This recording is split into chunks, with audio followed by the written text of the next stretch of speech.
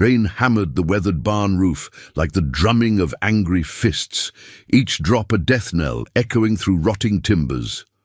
Lightning split the Montana sky, illuminating, for just a moment, the broken figure huddled in the corner of the abandoned structure.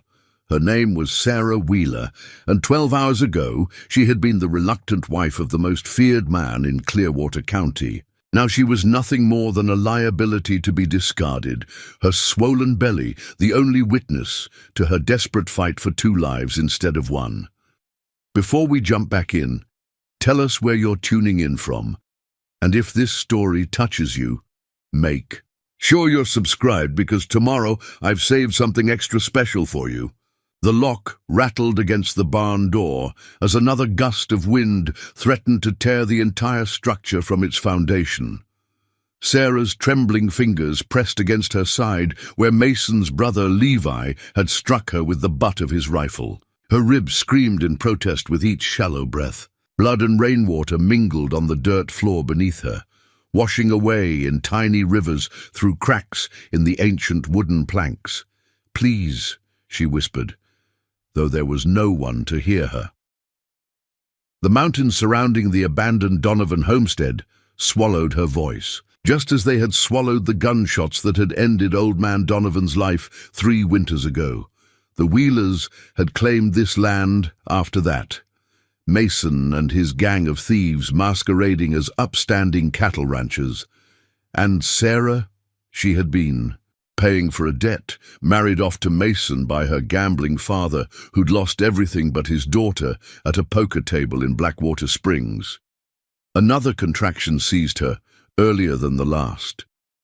The baby wasn't due for another month, but the beating had changed that. Mason had discovered the stagecoach schedules she'd hidden beneath their mattress. Her desperate plan to escape before winter made the mountain passes impassable. "You ungrateful bitch," he'd snarled, bourbon heavy on his breath. "After everything I've given you."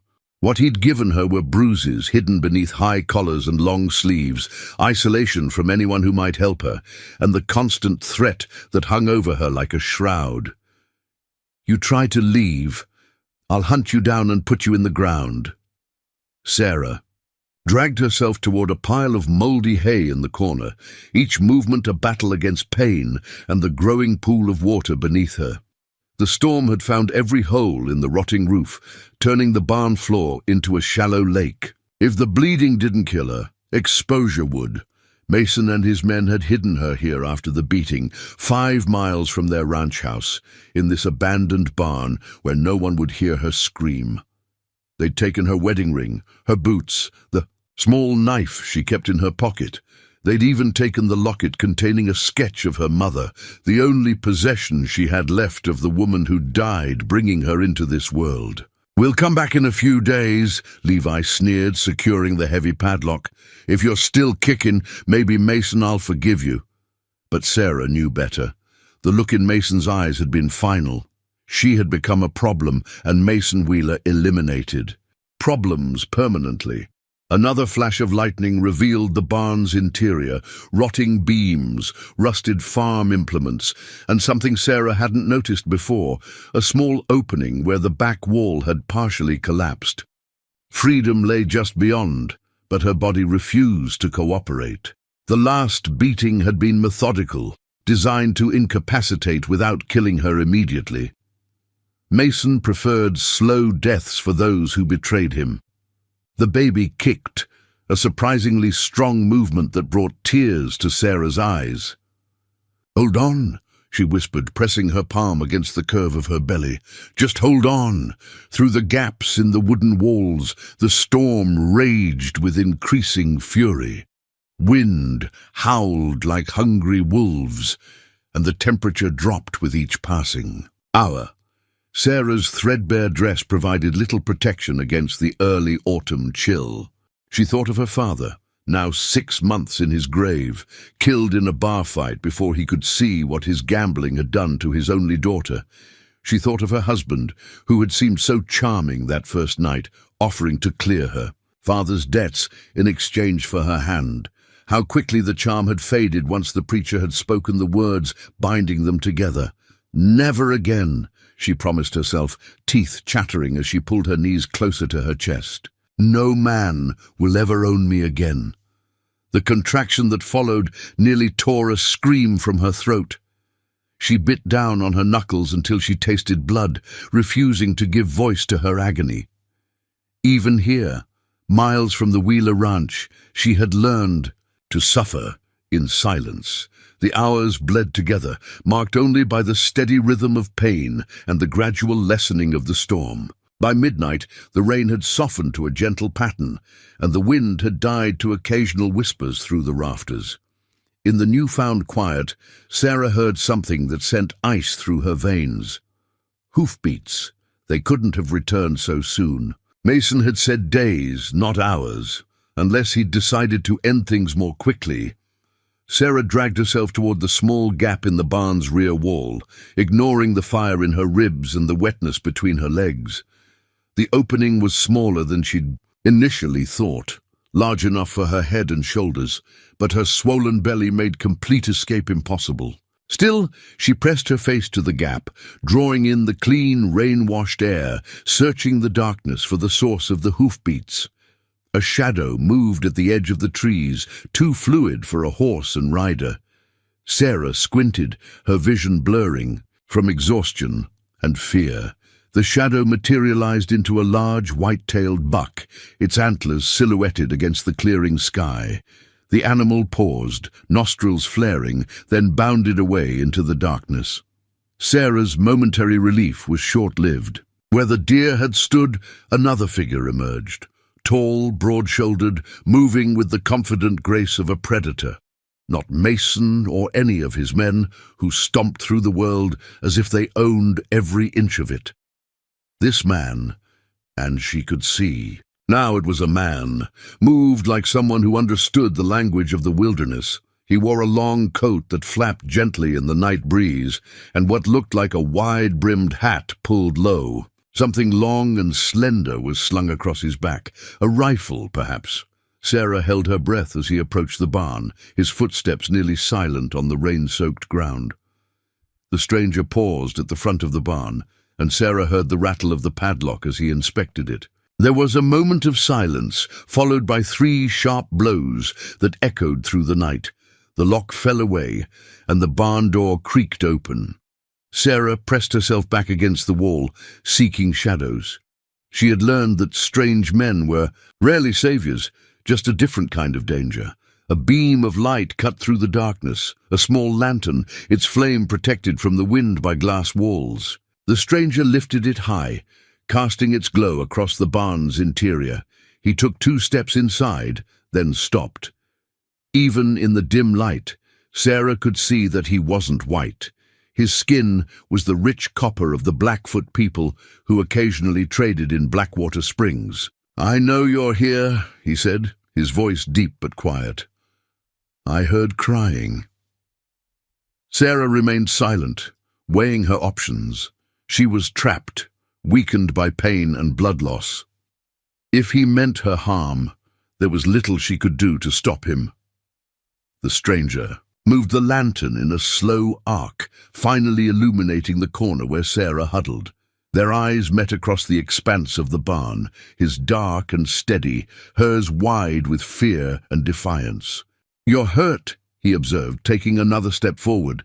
Sarah pressed herself harder against the wall. "Stay back." He stopped, respecting her command, and lowered the lantern slightly. "I'm not here to hurt you. My name is Thomas Rivers. I was tracking that buck when I heard sounds from this barn." The pain returned then, a wave so intense that Sarah couldn't maintain her defensive posture. She doubled over, a strangled gasp escaping before she could stop it. The man, Thomas, moved. Quickly then, crossing the space between them and kneeling at a respectful distance. In the lantern light, Sarah could see his face clearly, strong features, a scar running from his left eyebrow to his cheekbone, and eyes that held neither pity nor threat, only calm assessment. "The baby comes," he said, glancing at the blood-soaked hay beneath her. Sarah nodded, unable to speak through the contraction. "Who did this to you?" Thomas asked, when the pain had subsided enough for her to breathe again. "My husband," Sarah managed, the words bitter on her tongue. "And his men." Thomas's expression didn't change, but something hardened in his eyes. "They left you here to die." It wasn't a question, but Sarah answered anyway. "Yes." He set the lantern on the ground and shrugged off his coat. It was made of soft buckskin, lined with something warm. Without asking permission, he draped it over her shoulders. The unexpected kindness nearly broke her composure. "Can you walk?" he asked. Sarah shook her head. "I tried. My leg—" She gestured to her right leg, where Levi's boot had left a deep, purple bruise that spread from knee to ankle. Thomas nodded once, as if he'd already anticipated her answer. "I have a horse. We need to get you somewhere warm and dry. The baby won't wait for daylight." "Why help me?" Sarah asked, suspicion warring with desperation. "You don't know me." Thomas began to gather the driest hay, piling it beneath her to lift her from the wet ground.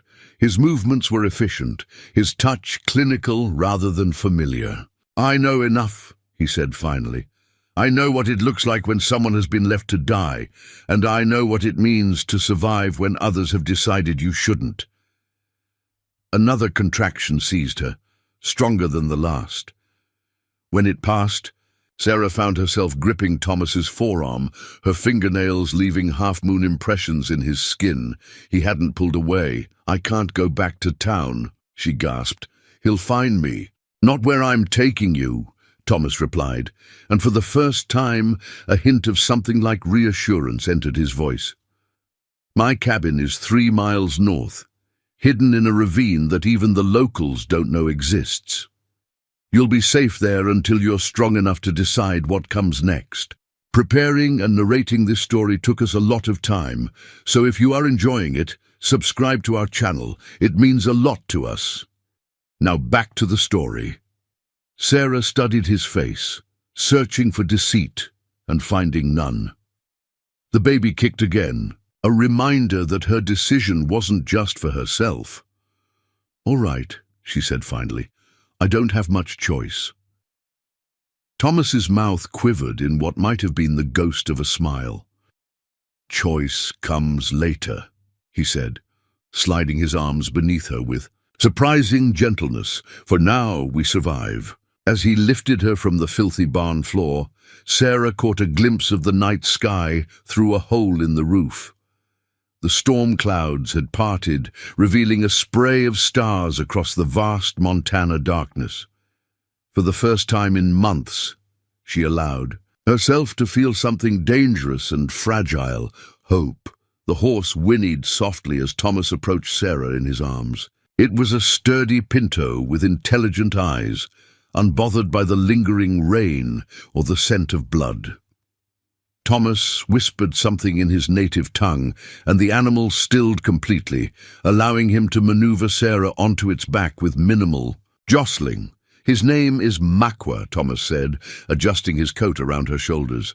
"It means bear in my language. He's strong and sure-footed even in the dark." Sarah clutched the saddle horn as Thomas swung up behind her, one arm securing her against his chest while the other held the reins. Her body tensed at the proximity. The last man who had held her so close had been Mason, and those memories were stained with violence. "I won't hurt you," Thomas said, seeming to sense her discomfort, "but the trail is steep and you're weak. I need to keep you from falling." The night had grown colder, and fog was settling in the valley below, turning the landscape into something ghostly and unfamiliar. Sarah struggled to track their path as Makwa picked his way through the dense forest, but Thomas never hesitated, guiding the horse with the confidence of someone who had traveled this route countless times. Pain came in waves now, each contraction closer than the last. Sarah bit her lip to keep from crying out, but Thomas noticed anyway. "The baby is coming fast," he observed, urging Makwa to quicken his pace. "Can you hold on a little longer?" "Do I have a choice?" Sarah managed through gritted teeth. "There's always a choice," Thomas replied, his voice low near her ear, "even when it doesn't feel like it." They created a ridge, and the forest thinned enough to offer a view of the valley. Below, moonlight silvered the landscape, revealing a hidden ravine that sliced through the mountains like a knife wound. At its bottom, nestled against the cliff face and nearly invisible among the pines, sat a small cabin with smoke curling from its chimney. "Someone's there," Sarah said, the alarm sharpening her voice. "At your cabin." Thomas's arm tightened slightly around her. "My grandmother, she lives with me. She'll help with the birth." The revelation that they weren't heading to isolation brought mixed feelings. Another person meant another witness to her weakness, another stranger to judge her situation. But a woman, especially an elder, might be a blessing she hadn't dared hope for. As they descended toward the cabin, a figure emerged from its door. Small, wrapped in a patterned blanket, white hair gleaming in the moonlight. The woman watched their approach with unnerving stillness, then disappeared back inside without a word. "She's preparing," Thomas explained as he guided Makwa to a small lean-to beside the cabin. "My grandmother was a midwife for our people before the reservation." He dismounted first, then reached up to help Sarah down. Her legs buckled immediately, but Thomas caught her, lifting her once more into his arms, as if she weighed nothing. Up close, in the moonlight, Sarah could see faint lines around his eyes, suggesting he was older than she'd first thought. Perhaps in his mid-30s, a decade older than her own 25 years. "Why do you live out here?" Sarah asked, trying to focus on anything but the pain. "Away from your people?" A shadow crossed Thomas's face. "That's a story for another time," he said, carrying her toward the cabin door, "when we're both ready to share our scars." The cabin's interior was warm and surprisingly spacious, lit by an iron stove and several oil lamps. Dried herbs hung from the rafters, filling the air with unfamiliar but pleasant scents. A large bear skin covered part of the plank floor, and shelves lined with books, jars, and tools suggested this was more than just a hunter's temporary shelter. The old woman stood by a bed in the corner, laying out clean linens. She was tiny, her face a tapestry of wrinkles, but her movements were quick and sure. She looked up as Thomas entered with Sarah, her dark eyes sharp with assessment. "This is my grandmother, Ruth Rivers," Thomas said. "She speaks English better than I do, though she pretends otherwise when it suits her." The old woman snorted. "Put her on the bed," she commanded, her accent thick but her words clear. "Then go boil water and stay out of the way. Men are useless at birth." Thomas complied, setting Sarah down with care on the surprisingly comfortable bed, then retreated to the stove on the other side of the cabin. Ruth approached, her hands cool and dry as she pressed them against Sarah's forehead. "Fever beginning," she noted. "And the child comes too soon. What is your name, daughter?" "Sarah Wheeler," she replied, then corrected herself. "No, Sarah Blackwood. That was my name before him." Ruth nodded as if this made perfect sense. Names are important. They carry power. She pulled back the buckskin coat, her expression hardening as she took in Sarah's injuries. "Men who do this are less than animals. Animals kill for food or protection, not cruelty." She turned toward Thomas and spoke rapidly in their native language. He responded in kind, his voice tight with what might have been anger. Ruth shook her head, then returned her attention to Sarah. "We must clean you first," she said, her tone softening. "The child cannot come into the world in blood and dirt." What followed was both humiliating and strangely comforting. Ruth helped her remove the filthy dress, bathing her with warm water and herbs that smelled of pine and something sweeter. She wrapped Sarah's ribs with strips of soft cloth, muttering under her breath about broken wings that will heal stronger. Throughout it all, Thomas kept his back turned, focusing on whatever task his grandmother had assigned him. Clean and dressed in one of Thomas's shirts, which hung to her knees, Sarah felt almost human again. But the contractions were intensifying, leaving little time between waves of pain to catch her breath. "The child is eager," Ruth observed, examining Sarah with practiced hands. "But something is not right. The waters broke too early. Fear, familiar and bitter, flooded back. Will the baby die?" Sarah asked, her voice cracking. Ruth's expression remained impassive. "Not if I can help it, and not if you are as strong as I think you are." She turned to Thomas. "Bring me the blue jar from the highest shelf and the red pouch beside it." Thomas retrieved the items without question, then hesitated by the bedside. "Should I go?" he asked, looking not at his grandmother but at Sarah. For reasons she couldn't articulate, Sarah shook her head. "Stay," she said, "please." Then, because she felt she owed him an explanation, "I don't want to be alone if things go badly." Ruth measured something from the jar into a cup of steaming water. "Things will not go badly," she declared with the confidence of someone who had seen too much death to be intimidated by its threat. "But he can stay if you wish. Thomas has steady hands." As the night deepened, the cabin became a world unto itself, isolated from everything beyond its walls. Ruth worked with quiet efficiency, administering herbal teas that eased some of Sarah's pain and kept her strength from failing completely. Thomas sat at the foot of the bed, following his grandmother's instructions without hesitation or embarrassment. Occasionally his eyes met Sarah's, and in them she saw not pity, but something rarer, respect.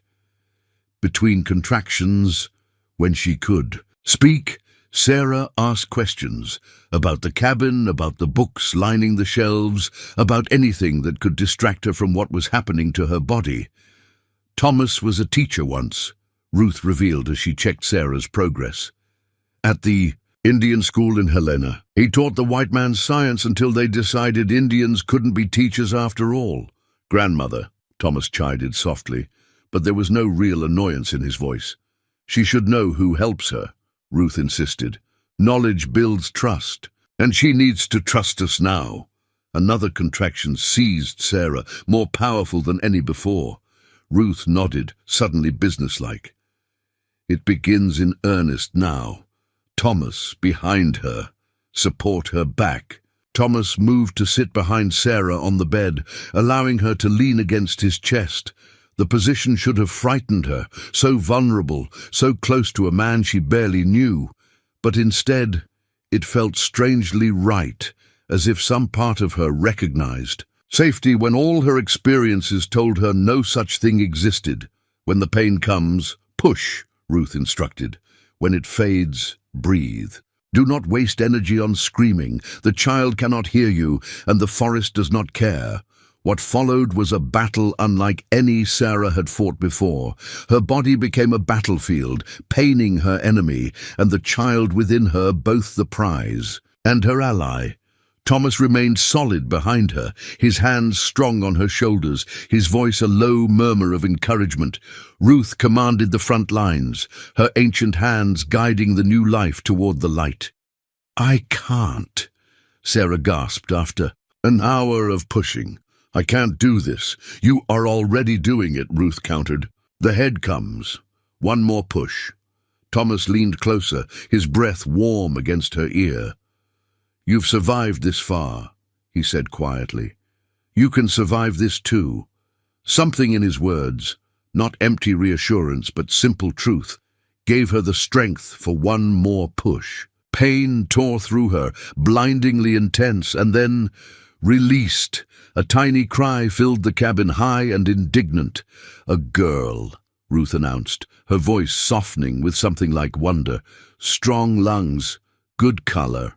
She wrapped the infant in a soft cloth and placed her on Sarah's chest. "She has her mother's fight in her." The baby was impossibly small, her face red and scrunched in protest at her abrupt entry into the cold world. But her eyes, when they fluttered open for just a moment, were clear and alert.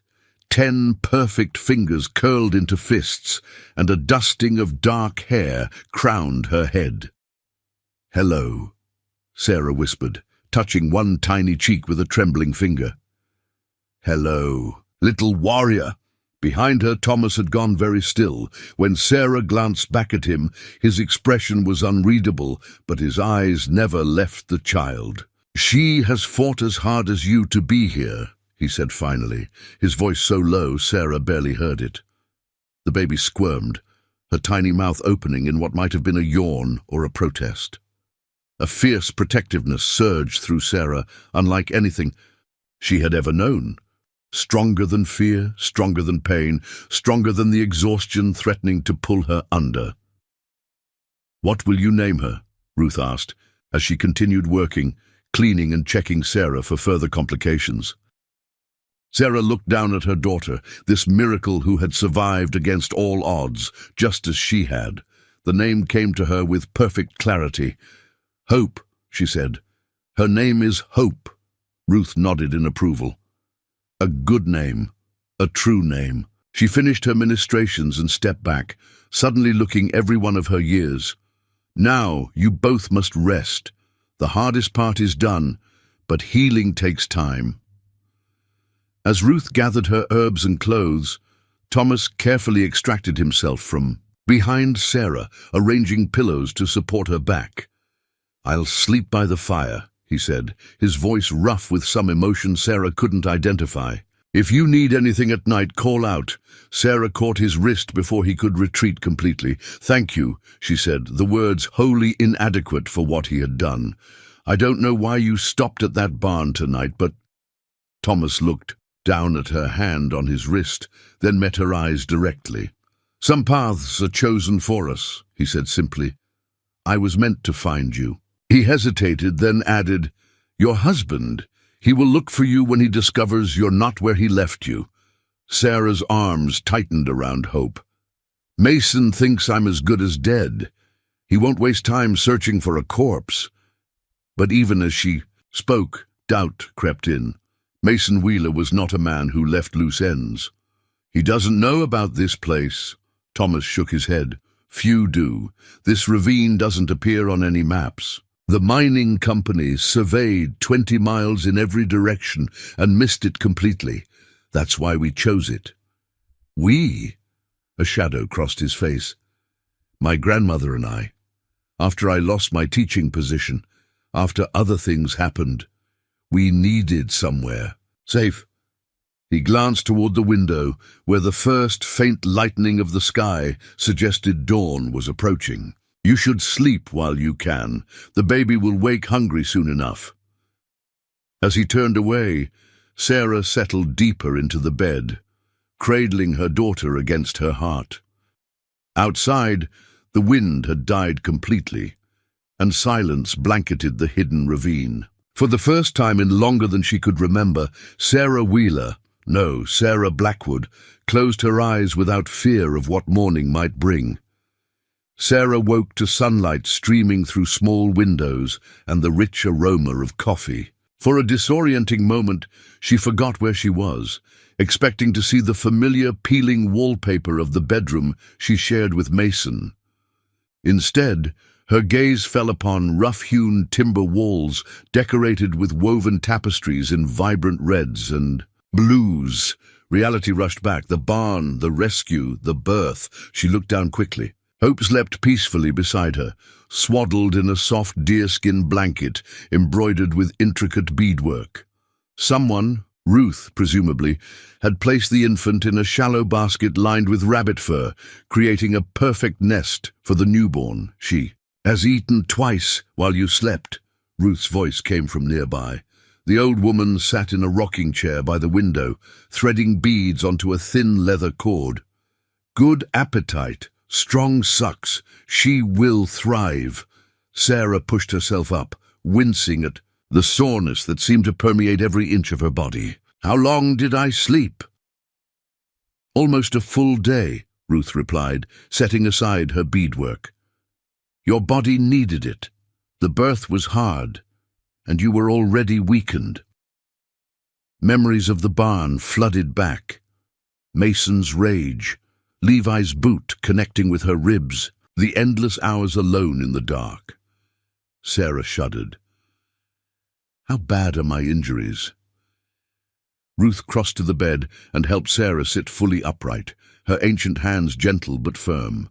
2 ribs cracked, not broken. The bruising is deep but will heal. No harm to your womb. The child made sure of that. She smiled slightly. You are stronger than they knew. Where's Thomas? Sarah asked, suddenly aware of his absence. Hunting. We need meat for the stew pot, and you need broth to regain your strength. Ruth poured a cup of something steaming from a kettle on the stove and brought it to Sarah. Drink this. It will help your milk come in. The tea was bitter but not unpleasant, with hints of fennel and something earthy beneath. Sarah sipped it slowly, her gaze drifting around the cabin. In daylight, she could see details she'd missed in the chaos of the previous night. Bookshelves lined one wall, filled not just with books but with specimens, rocks, feathers, pressed plants between glass plates. A large desk beneath the window held papers covered in neat handwriting, sketches of plants, and what appeared to be mathematical equations. This was not the home of a simple hunter, but of a scholar. Thomas was not always a hunter, Ruth said, following Sarah's gaze. He was educated at the white man's university in Boston, studied their medicine, their science. He could have been a doctor. Sarah recalled what Ruth had said about Thomas. Teaching at the Indian school. What happened? She asked, curiosity overcoming her usual caution. Ruth's face hardened. The white authorities decided Indians could not teach their children after all, not after he began including our people's knowledge of plants and healing alongside their textbooks. She shook her head. He returned to the reservation, but things had changed there too. His own people looked at him differently, too white for the Indians, too Indian for the whites. So you came here, Sarah finished. Not at first. Ruth turned away, busying herself with something on the stove. There was a woman, a settler's daughter. They were to marry. Sarah waited, sensing there was more to the story. Perhaps the explanation for the sorrow she sometimes glimpsed in Thomas's eyes. But Ruth seemed to have said all she intended to. The old woman brought a bowl of broth to the bedside and helped Sarah hold it steady. Eat now. Questions later. Healing first. Sarah complied, recognizing the wisdom in the directive. The broth was flavorful and warming, settling comfortably in her empty stomach. As she ate, hope stirred, tiny fists punching the air as she emerged from sleep. Her face scrunched, turning that alarming shade of red that preceded a wail. Before Sarah could react, Ruth was there, lifting the infant with practiced ease. Finish your food, she instructed Sarah. Then we will teach you how to feed her properly. What followed was an education unlike any Sarah had received before. Ruth guided her through nursing, showing her how to position the baby, how to ensure a proper latch, and how to burp her afterward. The old woman's manner was direct, unsentimental, but undeniably kind. She treated motherhood not as some mystical transformation, but as a practical skill to be learned through instruction and practice. Many women struggle because no one teaches them, Ruth explained, as she demonstrated how to swaddle hope. They are expected to know by magic, foolishness. Even wolf mothers learn from the pack. By mid-afternoon, Sarah felt both exhausted and strangely empowered. She had fed her daughter twice successfully and changed the simple cloth diaper Ruth had fashioned. Each small accomplishment felt like reclaiming a piece of herself from the helplessness that had defined her life with Mason. The door opened, admitting a gust of pine-scented air, and Thomas, his coat dusted with snow from the higher elevations. He carried several rabbits strung on a line, already cleaned and dressed. His eyes found Sarah immediately, assessing her condition with a quick glance. "You're awake," he said, hanging the rabbits near the stove. "Good. How do you feel?" "Like I've been trampled by a herd of buffalo," Sarah admitted. "But alive." The ghost of a smile touched his lips. Alive is good. He crossed to the basket where Hope slept and gazed down at her, his expression softening. She seems well. Thanks to you and your grandmother, Sarah said. I don't know how to repay you. Thomas glanced at her sharply. There is no debt between us. Thomas doesn't believe in owning or being owned, Ruth interjected, taking the rabbits and beginning to prepare them for the pot. Not people, not favors, not land. It makes him a poor businessman, but a good man. A comfortable silence fell as Thomas washed at the basin near the door, then moved to help his grandmother with the meal preparation. Sarah watched them work together, their movements synchronized by years of shared living. There was an easy companionship between them that made her chest ache with a curious mixture of admiration and envy. Mason will come looking eventually, she said quietly, voicing the fear that had been growing since she woke. When he realizes I'm not in that barn, dead or alive, he'll search. He's not a man who leaves loose ends. Thomas and Ruth exchanged a glance that seemed to carry an entire conversation. Finally, Thomas set down the knife he'd been using and turned to face her fully. Let him look, he said, his voice level. This valley doesn't exist on any map. The stream that feeds it runs underground for 2 miles before emerging. There are no trails except game paths that disappear with the first snow. He gestured toward the window, where fat snowflakes had begun to fall. Winter comes early to these mountains. By tomorrow, any tracks we left will be buried. And if he finds us anyway, Sarah pressed, needing to hear the answer. Thomas's expression hardened, a transformation so subtle yet complete that Sarah was suddenly reminded this man was not just a scholar and healer, but a hunter. Then he will discover that not all Indians are as easily disposed of as he might believe. Ruth muttered something in their language that made Thomas's jaw tighten, but he didn't respond to whatever she'd said.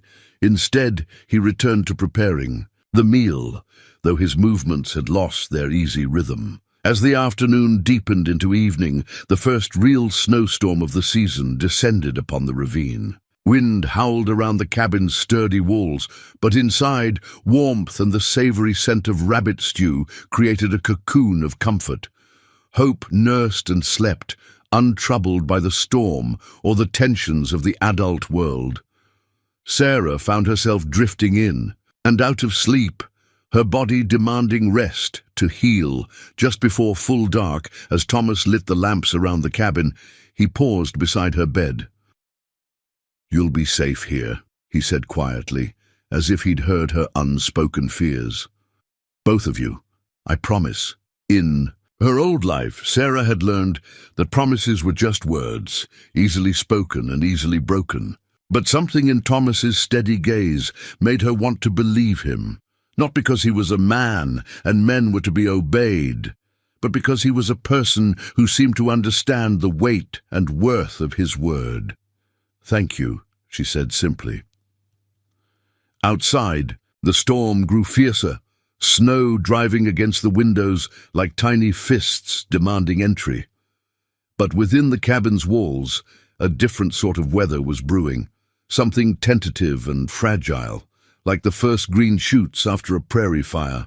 Sarah didn't have a name for it yet, but as she cradled hope against her heart, she recognized it as something she had thought lost forever. Possibility. Days melted into weeks as winter claimed the mountains. The first snowstorm gave way to others, each blanketing the hidden ravine in deeper silence. Sarah's world contracted to the confines of the cabin, but unlike her imprisonment in Mason's house, this confinement felt like sanctuary rather than captivity. Her body healed slowly. The bruises faded from violent purple to sickly yellow, then disappeared altogether. Her ribs still ached when she moved too quickly, but Ruth's herbal poultices and Thomas's careful adjustments, his hands firm but gentle as he manipulated the damaged bones back into alignment, accelerated her recovery. Hope thrived despite her early arrival. Each day brought new revelations, the darkening of her eyes to a deep brown, the surprising strength of her grip around Sarah's finger, the first hints of expressions that weren't simply reflex, but response. Sarah often found herself studying her daughter's features, searching for traces of herself, and finding them in the curve of Hope's upper lip, the shape of her ears. She never looked for Mason in her daughter's face. That part of Hope's heritage was something Sarah silently vowed to bury as deeply as the snow had buried the world outside. One morning, about 3 weeks after her arrival, Sarah woke to find herself alone in the cabin. A note in Thomas's precise handwriting sat beside a pot of tea on the small table near her bed, gone to check trap lines with grandmother. Back by noon. Wood stacked by the stove. Rest. She smiled at the last instruction, so typical of his concise manner. Rest had become her primary occupation these past weeks, though increasingly she had begun to help with small tasks, chopping vegetables for the evening stew, mending tears in clothing, even learning to make the ash cakes that Ruth prepared. Each morning, simple actions, but each one rebuilt her confidence, reminding her that she had been capable once, before Mason had systematically stripped that belief from her. With Hope fed and sleeping peacefully in her basket, Sarah indulged her curiosity about her temporary home. Thomas and Ruth had given her free rein of the cabin, making no attempt to restrict her movements or hide their possessions, but her initial weakness had limited her exploration. Now she moved slowly around the single room, examining the objects that filled the shelves. The books covered subjects from medicine to astronomy, philosophy to engineering. Many had university library stamps, Thomas's prizes from his student days perhaps. Among them sat stranger items, a fossil of something that resembled a giant fern, a chunk of purple mineral that caught the light like a frozen flame, a collection of arrowheads arranged by size and shape. A small wooden chest beneath the window drew her attention. Unlike the other furnishings, it was ornately carved with symbols she didn't recognize, spirals and animal shapes intertwined in a complex pattern. She hesitated, reluctant to pry into anything truly private.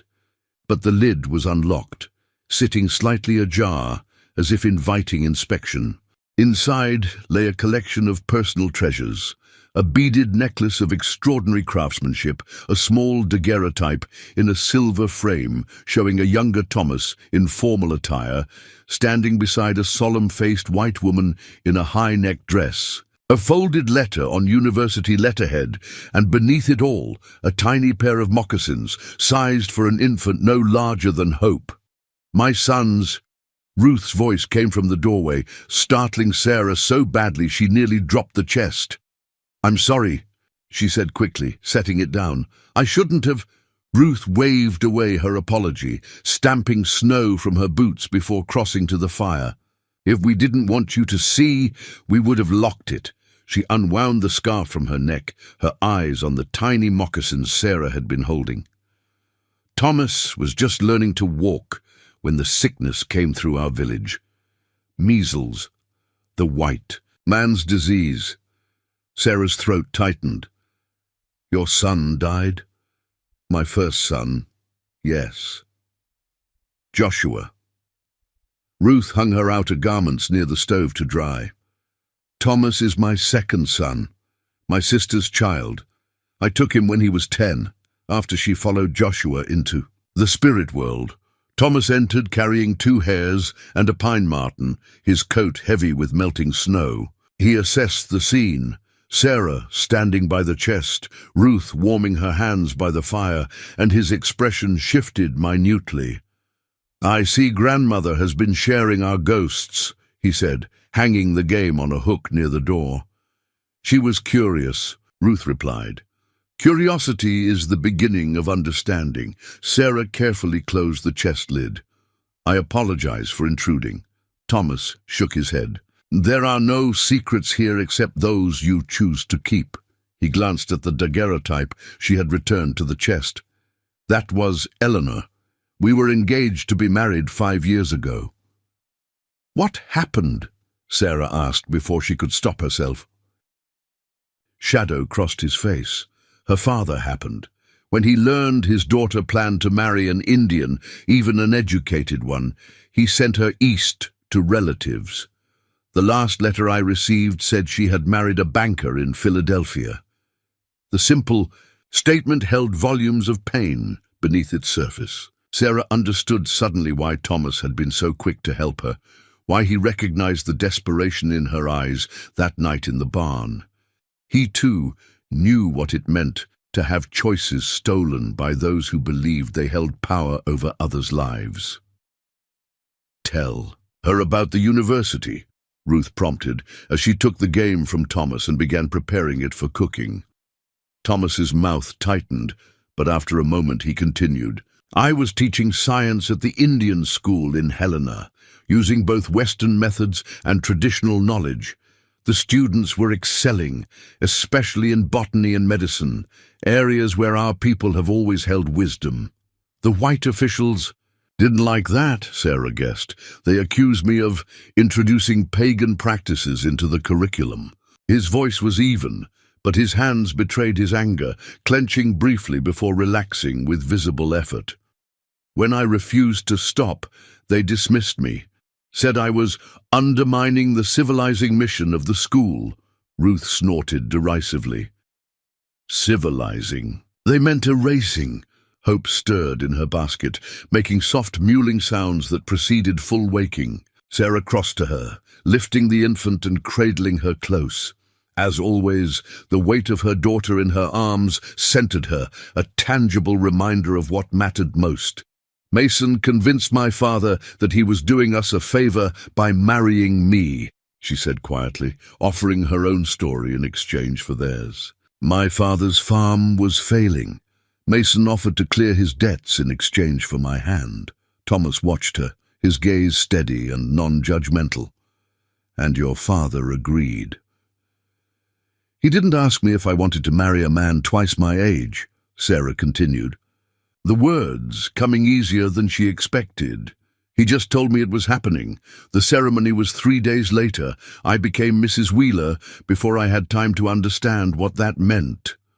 "The first beating?" Ruth asked bluntly, her hands never pausing. "In their work," Sarah swallowed. 2 weeks after the wedding, I burned his supper." She looked down at Hope, who had settled against her chest. "After that, there was always a reason. I spoke too loudly. I was too friendly with the store clerk. I didn't smile. Enough when his friends visited. And when did you become pregnant?" Thomas's voice was gentle. "He stopped hitting my face," Sarah replied. "Started using his boots instead. Said no one would see the bruises that way." She took a deep breath. "I tried to run once, early on. He caught me before I reached the main road. After that, I just tried to survive. Until he discovered you." "We're planning to leave again," Thomas concluded. Sarah nodded. "He found the stagecoach schedule I'd hidden. I was saving money, a few cents at a time, enough for a ticket to my cousin's place in Oregon." Her voice caught. "He said I was ungrateful, that everything he'd done was for my own good. Then and Levi took me to that barn." She trailed off, unable to continue. The memory of those hours alone in the darkness, certain she was dying, was still too raw. "What kind of man is this husband of yours?" Thomas asked after a moment. "Powerful," Sarah answered, "at least in Clearwater County. He owns the largest ranch, has the sheriff in his pocket, employs half the men in town. His father was one of the first settlers in the territory." "A man accustomed to taking what he wants," Thomas observed, "and eliminating what displeases him." Sarah added, "There's a reason no one crosses Mason Wheeler, not even the law." Ruth brought a cup of steaming tea to Sarah, her ancient eyes filled with a wisdom that transcended cultural differences. "Men like that never stop hunting what they believe belongs to them," she said, "even when the hunting makes no sense." Bicha. Truth of the statement settled heavy in Sarah's chest. Mason would look for her eventually, not out of love or concern, but because he couldn't bear the thought of something that was his escaping his grasp. "I can't stay here forever," she said, voicing the thought that had been growing since she first began to heal. "I'm putting you both in danger just by being here." "Spring is months away," Thomas countered. "The passes won't clear until April, at the earliest. Until then, no one is finding this ravine, not with 3 feet of snow covering every approach." "And after spring," Sarah pressed, "what then?" Thomas and Ruth exchanged a glance laden with unspoken communication. Finally, Ruth nodded once and returned to her cooking. "We've been discussing that," Thomas admitted. "I have connections with the Blackfoot bands north of here, across the Canadian border. They would welcome you and Hope. Wheeler's influence doesn't extend that far." Canada?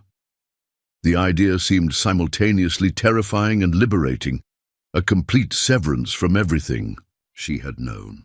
"I don't know the first thing about living in such a place." "You know how to survive," Ruth said without turning from her work. "Everything else can be learned." The conversation was interrupted by a knock at the door. 3 sharp raps, followed by 2 softer ones. Thomas relaxed at the pattern, but his hand still moved to the rifle propped near the entrance before he opened it. A tall man stomped the snow from his boots before entering, bringing with him a gust of cold air and the scent of pine. He was Blackfoot like Thomas, but older, with deep lines around his eyes and silver threading through his braids. He nodded to Ruth, then stopped short at the sight of Sarah and Hope. "William," Thomas greeted him. "Didn't expect you until the next thaw." "News couldn't wait," the man, William, replied, his English accented but clear. His eyes remained on Sarah, questioning. "This is Sarah Blackwood and her daughter Hope," Thomas explained. "They're under our protection. Sarah, this is William. Blackwater, my mother's cousin and our connection to the outside world during winter." William inclined his head politely to Sarah, but his expression remained grave. "The news travels through every town from here to Helena," he said. "Mason Wheeler's pregnant wife disappeared 3 weeks ago. They're saying Indians took her." Sarah's blood ran cold. "What?" "Wheeler's offering a reward for information, a substantial one." William shrugged off his heavy coat. "He's convinced a Blackfoot raiding party kidnapped her, as revenge for some displaced tribe members." "That's not what happened," Sarah protested. "Truth matters less than the story people want to believe," William replied. "And people are always ready to believe the worst about Indians." Thomas's expression had hardened into something dangerous. "He's using her disappearance as an excuse to push the authorities to take action against our people." William nodded grimly. The 3 Blackfoot men were arrested in Clearwater yesterday, accused of involvement in the kidnapping. One was badly beaten during questioning. Sarah felt the room tilt slightly. Innocent men suffered because of her escape, because Mason couldn't admit he had tried to murder his own wife. Hope squirmed against her chest, sensing her distress. "This is my fault," she whispered. "No," Thomas said sharply. "This is Wheeler's doing, not yours. He knows exactly what happened to you. This is just a convenient way to eliminate those who stand in the way of his expanding his ranch onto contested land." William cleared his throat. "There's more. The territorial governor has authorized a special search party. They're offering ammunition and supplies to any man who joins. They plan to search every Indian camp and settlement within 100 miles. Once the spring thaw comes, the implications settled over the room like a suffocating blanket. Come spring, they would search everywhere, perhaps even this hidden ravine.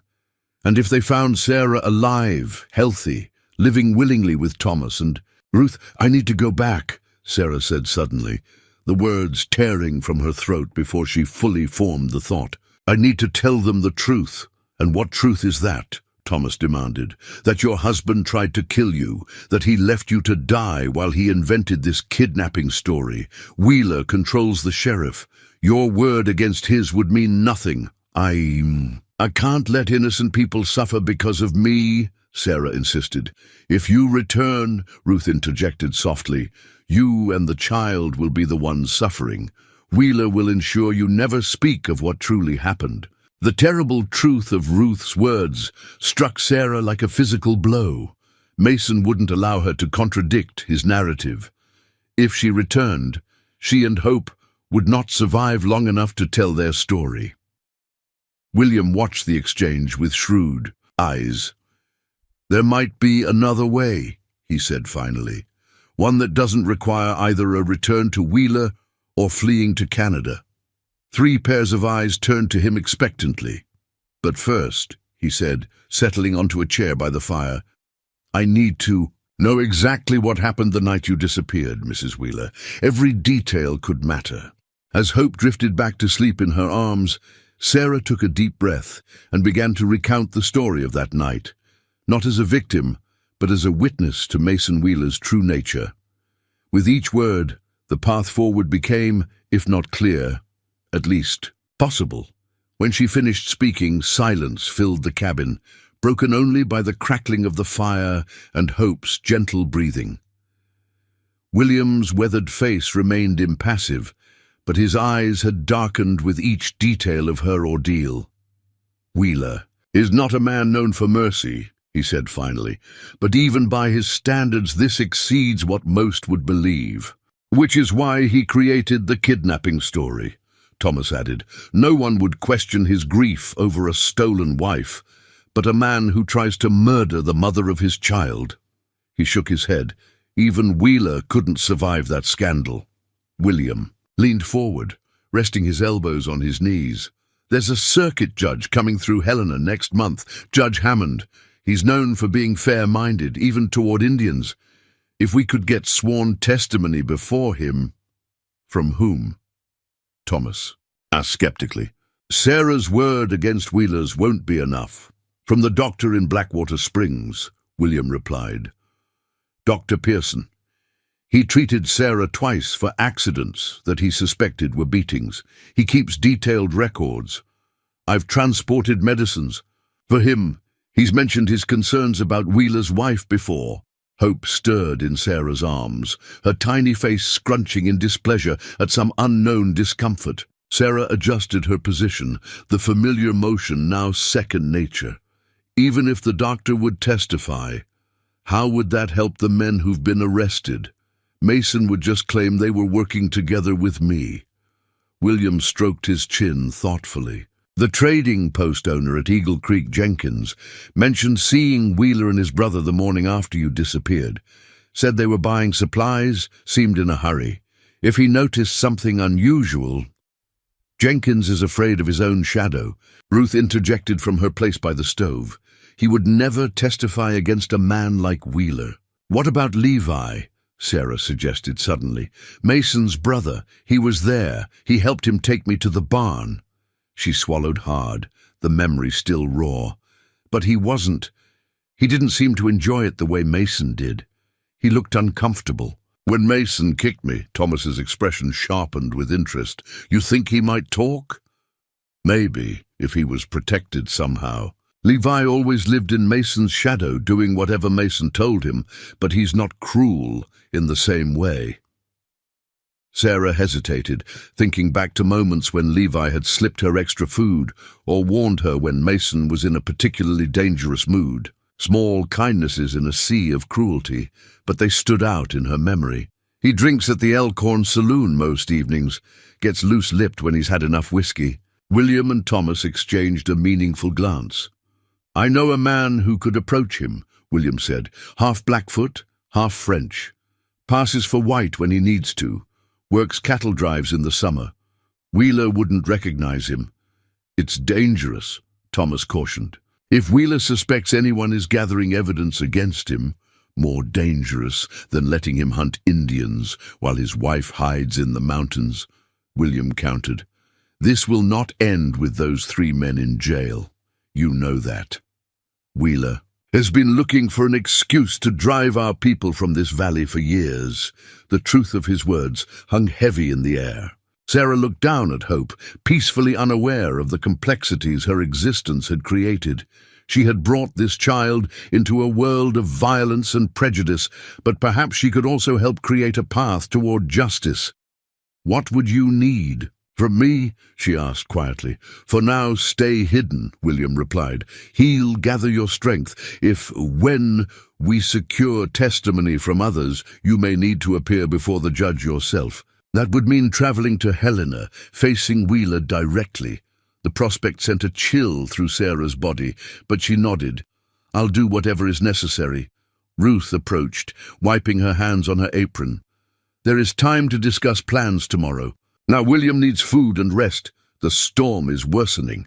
As if to emphasize her words, wind howled around the cabin, rattling the shutters. They ate a simple but hearty meal together, the conversation turning to lighter matters. William's news of births and marriages among the scattered Blackfoot families, stories from Ruth's youth that made even Thomas smile. It was strange, Sarah thought, how quickly this place had come to feel like home. Not because of the physical structure, though the cabin was warm and solid against the winter's fury, but because of the people within it. For the first time since her mother's death, she sat among others who expected nothing from her except her presence, who asked for no performance of gratitude or submission. Later, as William settled onto a pallet near the fire and Ruth retired to her small curtained alcove, Thomas stepped outside to secure the livestock for the night. Sarah found herself alone with her thoughts, watching Hope's sleeping face in the lantern light. The door opened, admitting Thomas and a swirl of snowflakes. He stamped his feet and hung his coat, then paused beside her bed. "You should rest," he said quietly. "Tomorrow will bring its own challenges." Sarah looked up at him, this man who had saved her life and asked for nothing in return. "Why did you really help me that night?" she asked suddenly. "The truth." Thomas considered her question, his expression thoughtful rather than defensive. "I told you before. I was meant to find you." "That's not an answer," she pressed. He sighed, sitting on the edge of the wooden chair beside her bed. 5 years ago, after Eleanor was sent away, I was lost, angry. I started drinking, got into fights. One night I saw a white man beating his Indian wife outside a saloon in Helena. I intervened. His voice grew distant. "I nearly killed him. Would have, if others hadn't pulled me away." Sarah absorbed this revelation about the gentle, controlled man she had come to know. "I spent 6 months in jail," Thomas continued. "When I was released, my grandmother was waiting. She brought me here, to this place that had belonged to my grandfather. She said I needed to heal my spirit before I could help others."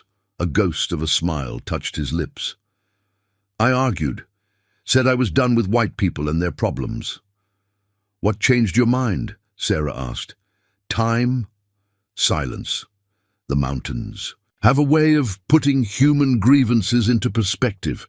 He looked directly at her, his dark eyes reflecting the lamplight.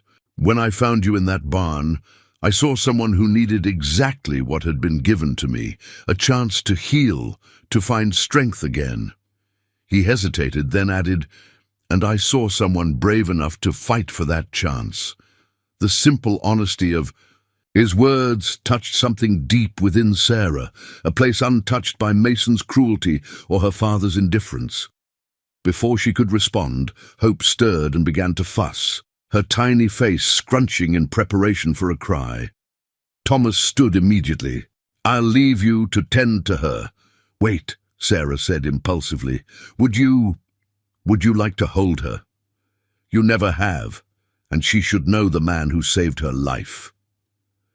Surprise flickered across his features, followed by something softer, more invulnerable. After a moment's hesitation, he nodded. Sarah carefully transferred the now awake but calm infant into his arms, showing him how to support her head. Thomas held Hope with unexpected confidence, his large hands gentle as they cradled her small form. "My grandmother made me help with every baby born in our village when I was young," he explained. noticing Sarah's questioning look. Said it would. Teach me respect for women's strength and the miracle of new life. Hope regarded him solemnly, her dark eyes wide and curious. Then, unexpectedly, her tiny mouth curved in what might have been her first real smile. Thomas froze, his expression one of wonder. She smiled at me, he said, sounding almost worried, as if he'd caused some impropriety. She likes you, Sarah replied, finding herself smiling as well. She's a good judge of character. The moment stretched between them, fragile and significant, in ways Sarah couldn't fully articulate. Finally, Thomas carefully returned Hope to her arms, his fingers brushing against Sarah's in the exchange. "Thank you," he said quietly, "for trusting me with her." After he had gone to his own sleeping place, Sarah lay awake, Hope nestled against her side. Trust. Such a simple word for something that had been systematically destroyed during her marriage. Yet here it was, taking root again in the most unlikely soil. The next morning brought clear skies and bitter cold. William departed at dawn, carrying messages to trusted allies and a small pouch of dried herbs Ruth had prepared for whoever needed them. Before leaving, he promised to return within 2 weeks with whatever information he could gather. As the door closed behind him, sealing the cabin once more against the outside world, Thomas turned to Sarah with an unexpected question. "Can you shoot?" She blinked in surprise. "A rifle? No. Mason said women had no business with firearms." "Of course he did," Thomas replied dryly. "A man who rules by fear wouldn't want his victim armed." Ruth snorted her agreement from where she sat grinding something with her mortar and pestle. "Today you begin to learn. A woman alone must be able to protect herself and her child." Thus began a new phase in Sarah's recovery, one focused not just on healing her body, but on strengthening her capabilities. Each morning, after tending to Hope, she joined Thomas outside the cabin where he had set up targets on the edge of the clearing. The first rifle he gave her was almost too heavy to lift, but she gritted her teeth and persisted until her arms trembled with exhaustion. "Don't fight the weapon," Thomas instructed, as she struggled with the recoil. "Work with it. Breathe out as you squeeze the trigger, not before or after." By the end of the first week, she could hit the center target consistently from 20 paces.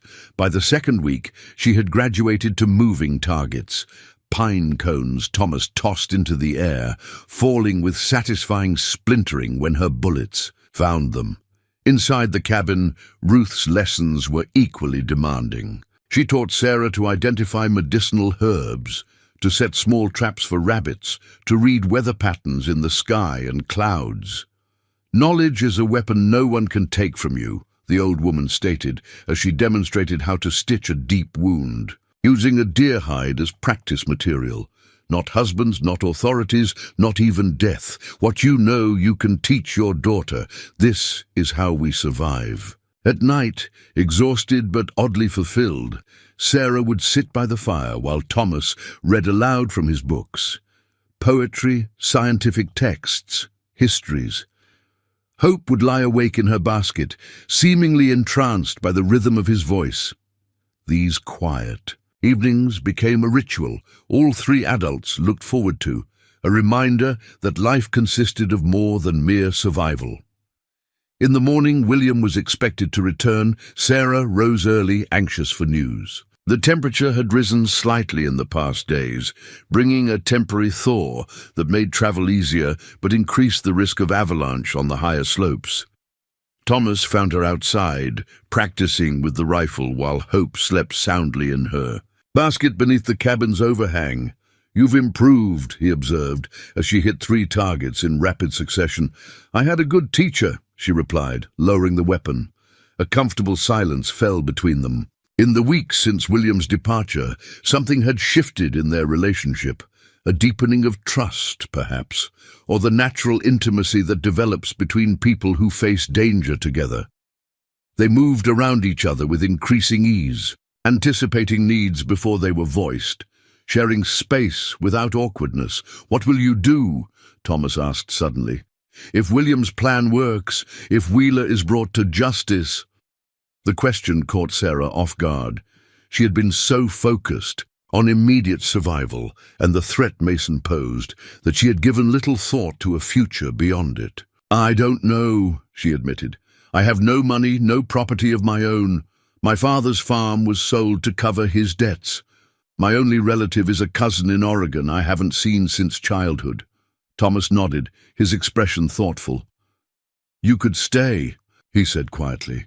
Here, with us, at least until you decide. The offer hung in the air between them, weighted with unspoken implications. Before Sarah could respond, hope began to stir, making the small sounds that preceded full waking. She moved to the basket, lifting her daughter into her arms. She's growing so quickly, Thomas observed, a hint of wonder in his voice. Already different from the night I found you. Sarah studied Hope's face, which had indeed begun to fill out, losing the pinched look of her premature birth. Sometimes I think she saved me as much as you did, she confessed. If I hadn't been carrying her, I might have given up in that barn. Then, I'm grateful to you both, Thomas said, his voice dropping to a register that sent an unexpected warmth through Sarah's chest. For fighting, to survive.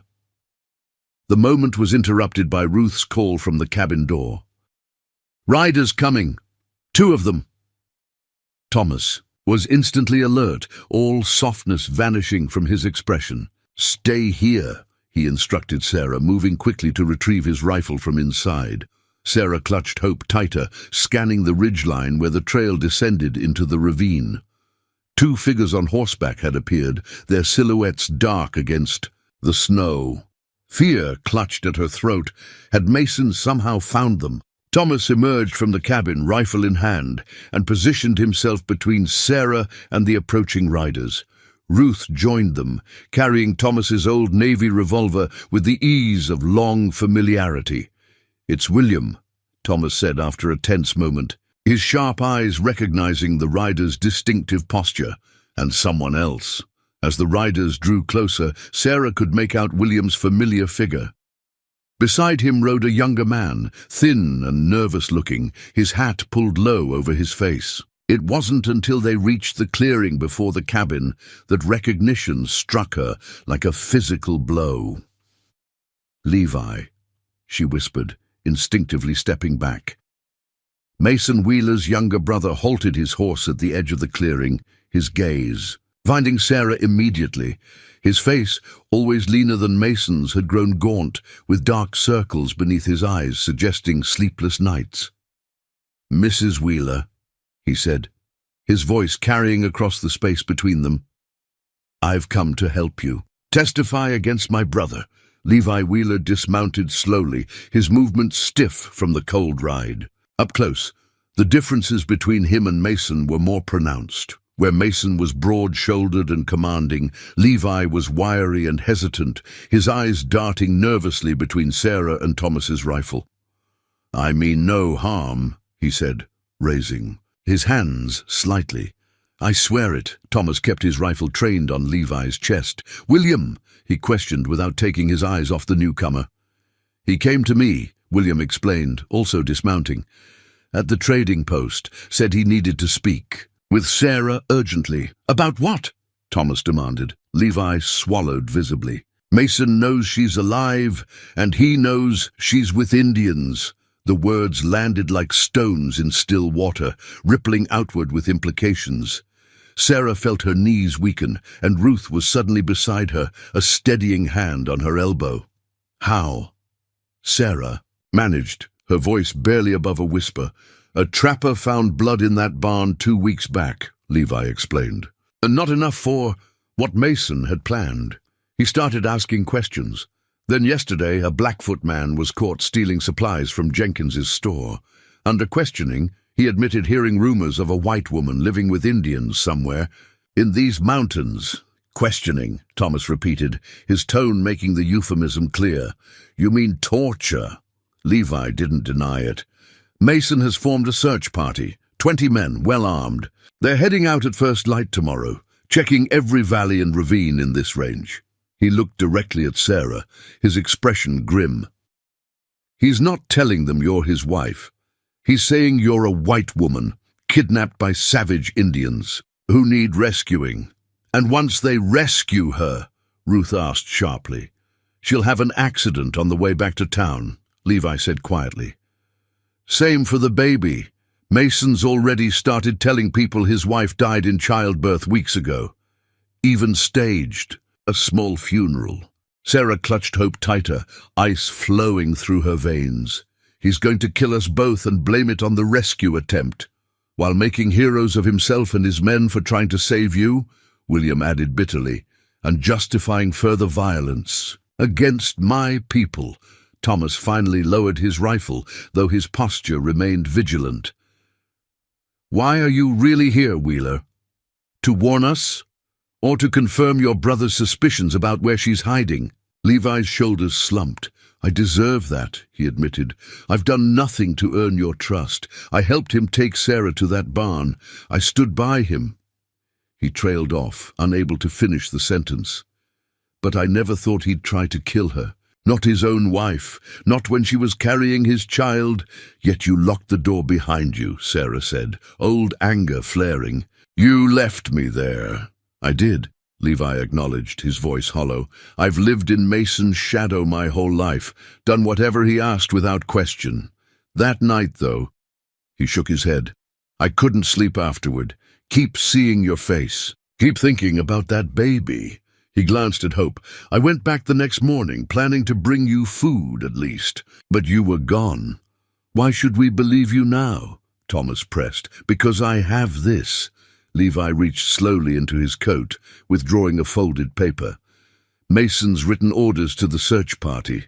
The real ones, not what he's telling the townspeople. It details exactly where to look and what to do when they find you. William took the paper and scanned it quickly, his expression darkening. He's not wrong, he confirmed, handing it to Thomas.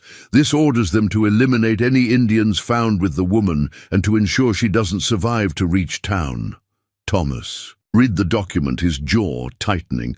This ravine isn't on his list, he observed. He doesn't know exactly where we are. Not yet, Levi agreed. But they'll find you eventually. They're bringing tracking dogs. Ruth muttered something in her, native language that sounded like a curse. We need to leave, now, before the snow melts enough for dogs to follow scents. And where? Sarah asked, panic beginning to rise in her chest. If they're searching every valley.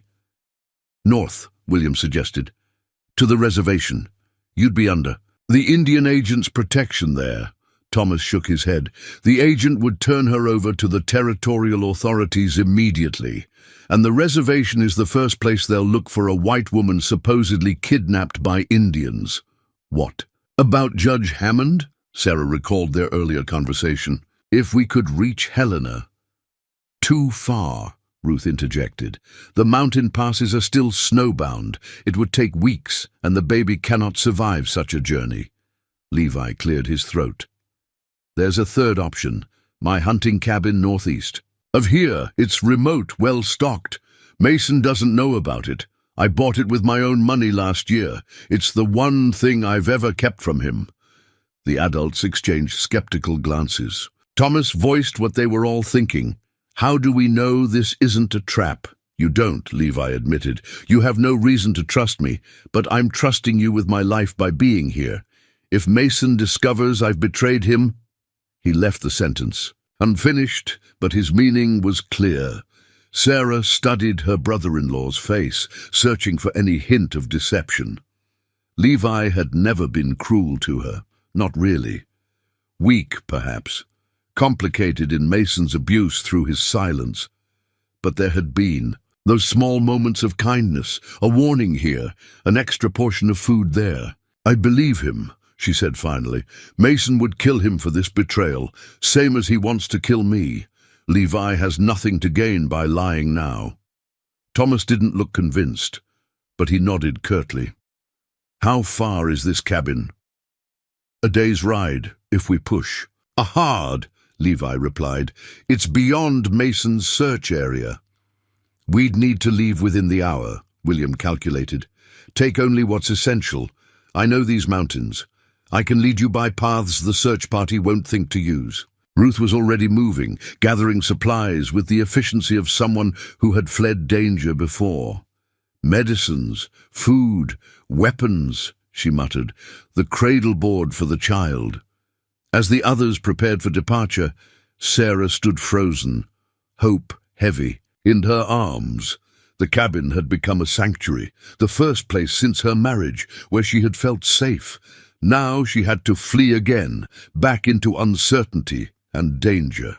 Thomas approached her, his expression softening. "We'll be all right," he said quietly, as if reading her thoughts.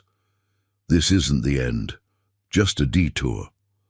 "I'm putting all of you in danger," Sarah whispered, the guilt almost overwhelming. "You should let me go with Levi alone. Mason wants me, not you. Mason Wheeler will kill anyone who stands between him and what he wants," Thomas replied, his tone leaving no room for argument. "We stay together, all of us." Within the hour, they had packed the essentials onto 3 horses. Ruth insisted on bringing a 4th animal, a sturdy mule loaded with medical supplies and additional food. "Survival requires preparation," she stated. When William suggested leaving it behind, "The child needs medicines if she falls ill." The sun was high when they finally rode out, following a narrow game trail that wound upward through dense pines. William led, with Levi close behind. Thomas insisted Sarah ride with him, hope secured to her chest in a modified cradle board that Ruth had adapted from traditional Blackfoot designs. Ruth followed on her own mount, leading the mule. Their progress was painfully slow. The trail frequently disappeared beneath snowdrifts, forcing William to dismount and test the footing before letting the others follow. By mid-afternoon, heavy clouds had gathered, promising more snow before nightfall. "We need to make camp soon," William called back as the light began to fade. Pushing through darkness would risk the horses. They stopped in a sheltered hollow, where towering pines provided some protection from the wind. While the men secured the animals and gathered firewood, Ruth showed Sarah how to create a snow shelter by piling branches in a dome shape and covering them with a tarp, then packing snow against the sides for insulation. "My grandmother taught me this," Ruth explained as they worked. "During the winter when our band had to flee the army, we lived in shelters like this for 2 months, moving every few days to avoid capture." "Did they find you?" Sarah asked, tamping snow against the tarp with her gloved hands. Ruth's weathered face revealed nothing. "Eventually, most of us survived. The ones who didn't, we remember." The blunt reminder of the violence Ruth had witnessed silenced Sarah's complaints about the cold seeping through her borrowed boots. Her discomfort seemed trivial compared to what this remarkable woman had endured. As darkness fell completely, a small fire burned at the center of their camp, carefully shielded to minimize its visibility from a distance. They ate a sparse meal of jerky and hard biscuits, speaking little. Hope nursed quietly, seemingly unperturbed by the journey thus far. Levi kept to himself, positioned slightly apart from the others. The weight of his betrayal of Mason, or perhaps his earlier betrayal of Sarah, seemed to hang heavy on his shoulders. "How did you decide to help us?" Sarah asked him directly, breaking the uncomfortable silence. Levi stared into the fire, not meeting her eyes. "I found your locket," he said after a moment. "The one with your mother's picture. Mason took it from you that night, then gave it to me later, told me to sell it in the next town over." Sarah's hand instinctively went to her throat where the locket had once rested. "You didn't sell it." "Couldn't bring myself to," Levi admitted. "It felt wrong. Then when Mason started planning the search party, started talking about how you had to be eliminated." He shuddered slightly. "I realized what he really was, what I'd been supporting all these years." "Do you still have it?" Sarah asked, hardly daring to hope. Levi nodded, reaching into his shirt to withdraw a small silver oval on a delicate chain. "I've carried it since that night." Sarah accepted the locket with trembling fingers, opening it to reveal the faded portrait of a young woman with her same light eyes and determined chin. Tears blurred her vision, not just for the return of this precious memento, but for the unexpected alignment of decency in a man she had written off as merely Mason's shadow. "Thank you," she whispered. Thomas, who had been listening silently, nodded once to Levi, a small acknowledgement but significant nonetheless. William returned from checking their back trail, his expression grim. "Snow's coming in fast. We should reach Levi's cabin by midday tomorrow if we start at first light." He glanced at Sarah and Hope. They'll need to stay warm through the night, the temperature's dropping quickly. Thomas immediately surrendered his extra blanket, and Ruth prepared a special tea to help Sarah maintain her milk supply despite the cold and stress. As the others settled in for sleep, Thomas took first watch, positioning himself where he could, observe both the trail behind them and the path ahead. Sarah lay in the snow shelter, Hope nestled against her chest, listening to the wind picking up outside. Despite her exhaustion, sleep eluded her. After an hour of restless turning, she carefully wrapped Hope in the warmest blankets and stepped outside. Thomas glanced up from his position near the dying fire. "You should be resting," he said quietly. "I can't sleep," she admitted, sitting beside him on the fallen log he'd claimed as a seat. Too many thoughts. They sat in companionable silence, watching the snowfall in the faint moonlight that penetrated the clouds. The beauty of it was almost surreal, delicate flakes drifting down to blanket the world in pristine white, nature indifferent to the human drama playing out beneath its canopy. "Do you think we'll make it?" Sarah asked finally, voicing the fear that had been growing since they fled the cabin. Thomas considered her question with his usual thoughtfulness. "I think Wheeler is underestimating what faces him," he replied. "He sees a frightened woman and a few Indians. He doesn't understand what happens when people with nothing left to lose stand together."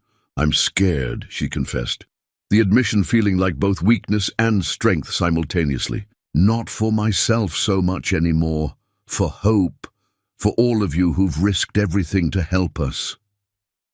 Thomas's hand found hers in the darkness, his calloused fingers warm despite the cold night. "Fear keeps us alert. It's nothing to be ashamed of." He paused, then added, "But don't let it make your decisions for you. That's when fear becomes weakness." The simple wisdom of his words settled something in Sarah's churning thoughts. She'd spent so many months with Mason living in constant terror, letting fear dictate her every move, every word. Even her escape plans had been driven by fear rather than a positive vision of what might lie beyond. "If we survive this," she said, slowly, "if we somehow manage to bring Mason to justice, I want to build something, not just run from something." Thomas's hand tightened briefly around hers. "What would you build, Sarah Blackwood?" The question hung between them, full of possibility.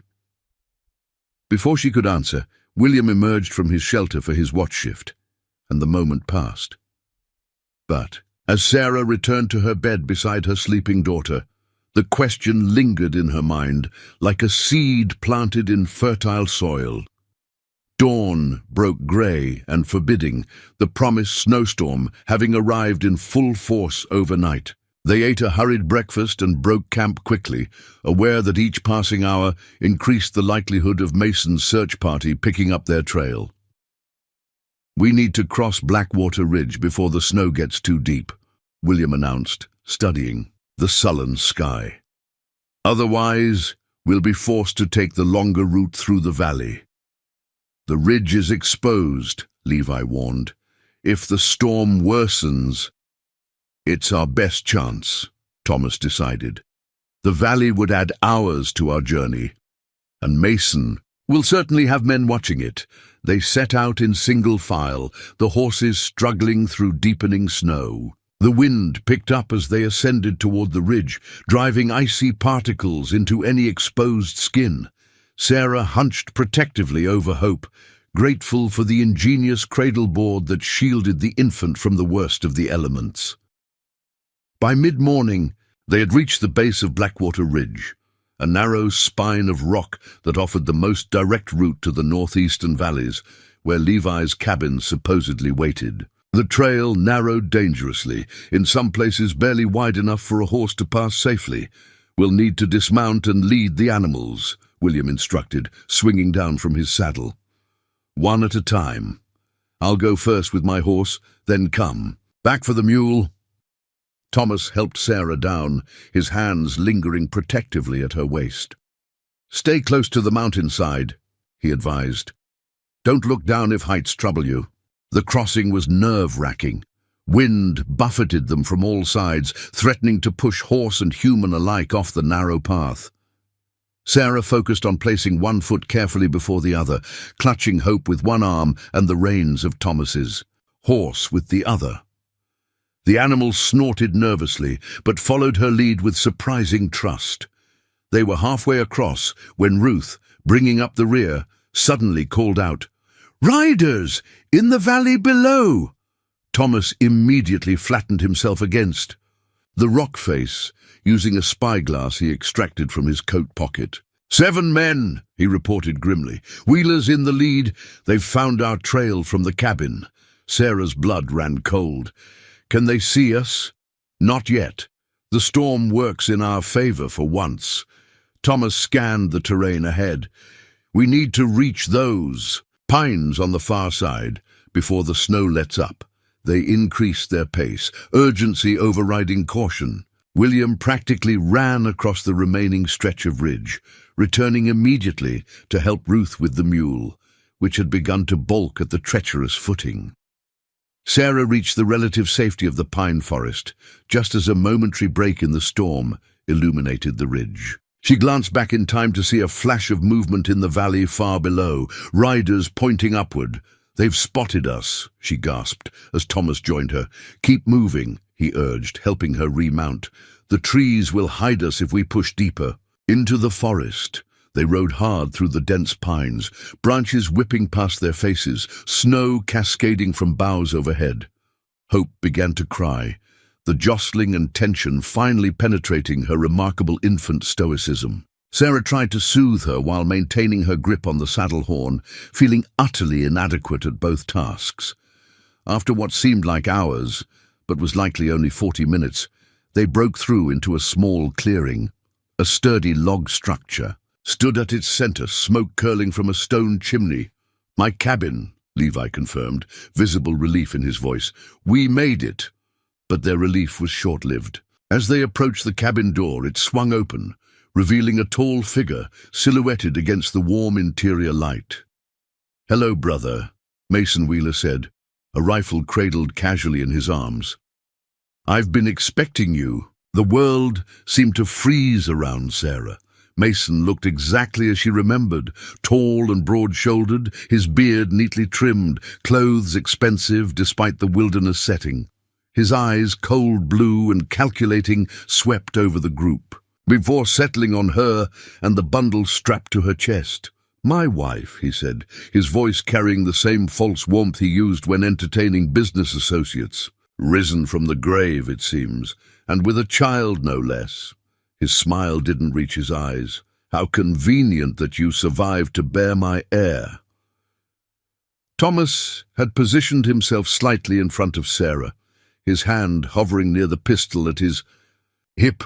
William and Ruth had stopped several paces back, the old woman's face impassive but her eyes alert. Levi stood paralyzed, his expression a mixture of disbelief and dawning horror. "How did you find this place?" he asked his brother.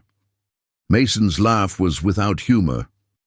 "You think I don't know what belongs to me?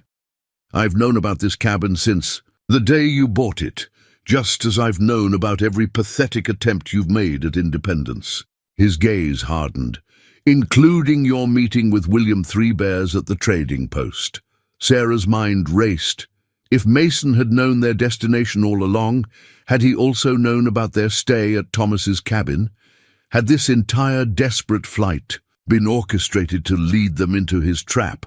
As if reading her thoughts, Mason continued, "I'll admit, finding your exact location in these mountains proved challenging. Your Indian friends chose their hiding place well." He gestured with his rifle toward the cabin. "But I knew eventually you'd have to move. Winter in these parts demands it. All I needed was patience." "There are 5 of us and 1 of you," Thomas observed, his voice deceptively calm. Mason's smile widened. "Are you certain of that?" He whistled sharply, and 4 men emerged from the tree line behind them, rifles aimed at the group. Sarah recognized 2 as regular hands from the Wheeler Ranch. The others were strangers, probably hired guns. "Now then," Mason continued pleasantly, "here's what's going to happen. My wife will come inside with me. The rest of you are free to leave, provided you ride in the opposite direction and don't stop until you've crossed the territorial line." "That's not going to happen," Thomas replied evenly. Mason assessed him with newfound interest. "You must be the Blackfoot who found her. I should thank you for keeping my property in good condition." His gaze flicked to Sarah. "Though I see you've been letting her play with firearms. That will need correction." The casual reference to correction, Mason's preferred euphemism for his beatings, sent a chill through Sarah's body. Hope squirmed against her chest, perhaps sensing her sudden tension. "She's not your property," Ruth spoke up, her aged voice carrying surprising strength. "No human belongs to another." "The savage has opinions on marriage," Mason remarked to no one in particular. His attention returned to Levi. "I'm disappointed, brother. After everything I've done for you." Levi seemed to shrink under Mason's gaze. "You tried to kill her, Mason. Your own wife, your child." "I did what was necessary," Mason replied, as if explaining something obvious to a slow child. "Sarah became a liability. The child has complicated matters." He shrugged. "It was business, nothing personal." The casual dismissal of their lives ignited something in Sarah, not fear this time, but rage. Pure, clarifying rage that burned away hesitation. "It was personal to me," she said, her voice steadier than she'd expected.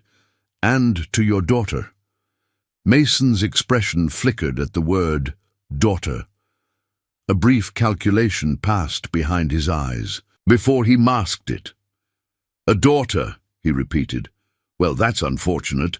A girl has limited value, but I suppose arrangements can be made." "You won't touch her," Sarah stated, not a plea, but a declaration. Mason sighed with exaggerated patience. Sarah, always so dramatic. Come inside now. It's time to end this nonsense." No one moved. The standoff stretched taut as a bowstring, the only sound the soft moaning of wind through the pines and the occasional stamp of a nervous horse. "You know I'll kill them all if you don't cooperate," Mason said conversationally. "Starting with the old woman, then the breed, then my disappointing brother." His eyes narrowed. "How many deaths do you want in your conscience today?" Sarah looked at Thomas, an entire unspoken conversation passing between them in that glance. He gave her the barest of nods, a signal rather than surrender. "I'll come with you," she said to Mason, taking a step forward. "But first let me give the baby to Ruth. A drafty cabin is no place for an infant in this weather." Mason considered this, then nodded magnanimously. Ever the concerned mother. "Very well, hand the brat to the squaw. You and I have matters to discuss privately." Sarah carefully approached Ruth, making a show of unwrapping Hope from the cradle board. As she did, she whispered urgently, "Circle back through the pines. Thomas has a plan." Ruth gave no indication she'd heard, but her weathered hands took Hope with practiced efficiency, immediately rewrapping the infant in her shawl for additional warmth. Sarah straightened and turned to Mason, her heart hammering but her resolve firm. "I'm ready. After you." Mason gestured toward the cabin door with his rifle, clearly unwilling to turn his back on the group. As Sarah approached, she noted details she'd missed in the initial shock of seeing him: a half-healed cut above his right eye, the slight favoring of his left leg, the faint smell of whiskey beneath his cologne. Mason had always been fastidious about his appearance, even in the wilderness. These small signs of deterioration suggested a man under pressure. "Your men look cold," Thomas called suddenly. "Perhaps they'd appreciate coffee before their long ride back. I believe Levi keeps a pot on the stove." It was a transparent attempt to separate the group, but Mason seemed to consider it. After a moment, he nodded to two of his men. "Jackson, Miller, inside. Keep an eye on my wife while I finish here." The two ranch hands moved forward, flanking Sarah as she entered the cabin. The interior was simple but well-appointed. A large stone fireplace dominated one wall, with a cooking area adjacent to it. A wooden table with 4 chairs occupied the center of the single room, and a curtained alcove presumably hid a sleeping area. The space was warm, the fire already burning cheerfully. Sarah positioned herself near the curtained alcove, noting the shotgun mounted on hooks above the mantel and the trapdoor in the floor that likely led to a root cellar. The ranch hands entered behind her, stamping snow from their boots and making appreciative noises about the warmth. Outside, she could hear Mason still talking, his voice carrying that false reasonableness he employed when setting terms he expected to be followed without question. She couldn't make out the words, but his tone was unmistakable. The older of the two hands, Jackson, moved to the stove, where a coffee pot indeed sat warming. "Might as well have some while we wait," he muttered to his companion. "Boss'll be a while. He likes to talk." The younger man, Miller, kept his rifle trained loosely in Sarah's direction. "Don't try anything, Mrs. Wheeler," he advised, almost apologetically. "Boss says you've gone a bit touched in the head from your ordeal." Of course, Mason would tell them that. It was his favorite tactic, undermining her credibility before she could even speak. For a moment, Sarah was transported back to dinner, parties at the Wheeler Ranch where Mason would laugh off her opinions with a conspiratorial, "My wife reads too many novels," or "Women's minds aren't built for politics, gentlemen." But that was the old Sarah, the one who had swallowed her words, and her pride, who had learned to disappear inside herself when Mason's temper flared. The woman who stood in this cabin now had survived abandonment, childbirth in a storm, and weeks of rebuilding her strength under Ruth's and Thomas's guidance. "I understand," she replied mildly, playing the role Miller expected. The fragile, confused wife. She moved casually toward the curtained alcove. "I just need to sit down. The baby hasn't been letting me sleep well." Miller nodded, relaxing slightly at her docile manner. His rifle barrel dipped toward the floor as Jackson handed him a steaming mug of coffee. A gunshot cracked outside, followed immediately by shouting and more shots. Both men jerked toward the door, momentarily forgetting Sarah. It was the opening she needed. She lunged for the curtain, ripping it aside to reveal not a bed as she'd expected, but a small arsenal, rifles, pistols, and boxes of ammunition neatly arranged on shelves. Levi's secret preparations for his own escape from Mason's influence, perhaps. Sarah grabbed the nearest pistol, a Colt revolver already loaded, and spun back toward the ranch hands. They were turning toward her, belatedly. Realizing their mistake, "Drop your weapons," she commanded, the Colt steady in her hands despite her racing heart. Thomas's training sessions flashed through her mind, his voice calm in her ear, teaching her to breathe through the fear, to let her body settle before squeezing the trigger. Jackson hesitated, his rifle half raised. "Now, Mrs. Wheeler, let's not—" Sarah fired once, the bullet splintering the wood beside his head. "The next one won't miss," she promised, surprised by the steadiness in her voice. "Drop them, now." This time, both men complied, their weapons clattering to the floor. Outside, the gunfire had subsided to a single shot, followed by an eerie silence. "Kick them toward me," Sarah instructed, motioning with the pistol barrel. "Then face the wall, hands behind your heads." As they grudgingly obeyed, the cabin door burst open. Sarah swung the pistol toward the entrance, finger tightening on the trigger. Thomas stood in the doorway, his own rifle held ready. Their eyes met, and the relief that flooded through Sarah was so intense it nearly buckled her knees. "Are you hurt?" he asked urgently. She shook her head. "Mason, wounded, not killed," Thomas replied, checking the two ranch hands to ensure they posed no threat. "William has him secured. One of his men is dead. The others surrendered when they saw their boss fall." Sarah absorbed this information, waiting for the guilt or horror to descend. A man had died, after all, but all she felt was a cold clarity. Hope? Safe with Ruth. She hid behind the horses when the shooting started. Thomas approached her, slowly, as if afraid any sudden movement might shatter her composure. "You can lower the gun now, Sarah. It's over." She realized she was still aiming the Colt at the door, her arm locked in position. With conscious effort, she lowered the weapon, muscles trembling from the release of tension. "I don't think it's over," she said quietly. "Not while Mason's alive." Thomas's expression was grave but determined. "No, not completely. But the immediate danger has passed." He gestured to the ranch hands. "These two will ride back to town with a message, the truth about what Mason did to you. Levi is prepared to testify." "Mason will deny everything," Sarah countered. "He'll claim I ran off with Indians, that I've gone mad. His word against mine." "Not just yours," Thomas corrected. "Against Levi's. Against the doctor in Blackwater Springs who treated your previous injuries. Against the evidence of the barn where he left you to die." His voice softened. "You're not alone in this fight anymore, Sarah." The simple declaration cracked something. In her chest, a wall she'd built long ago, brick by brick, with each betrayal and disappointment. Tears threatened, but she blinked them back, unwilling to show weakness in front of Mason's men. "I want to see him," she decided abruptly. "I need to look him in the eyes just once, as an equal instead of a possession."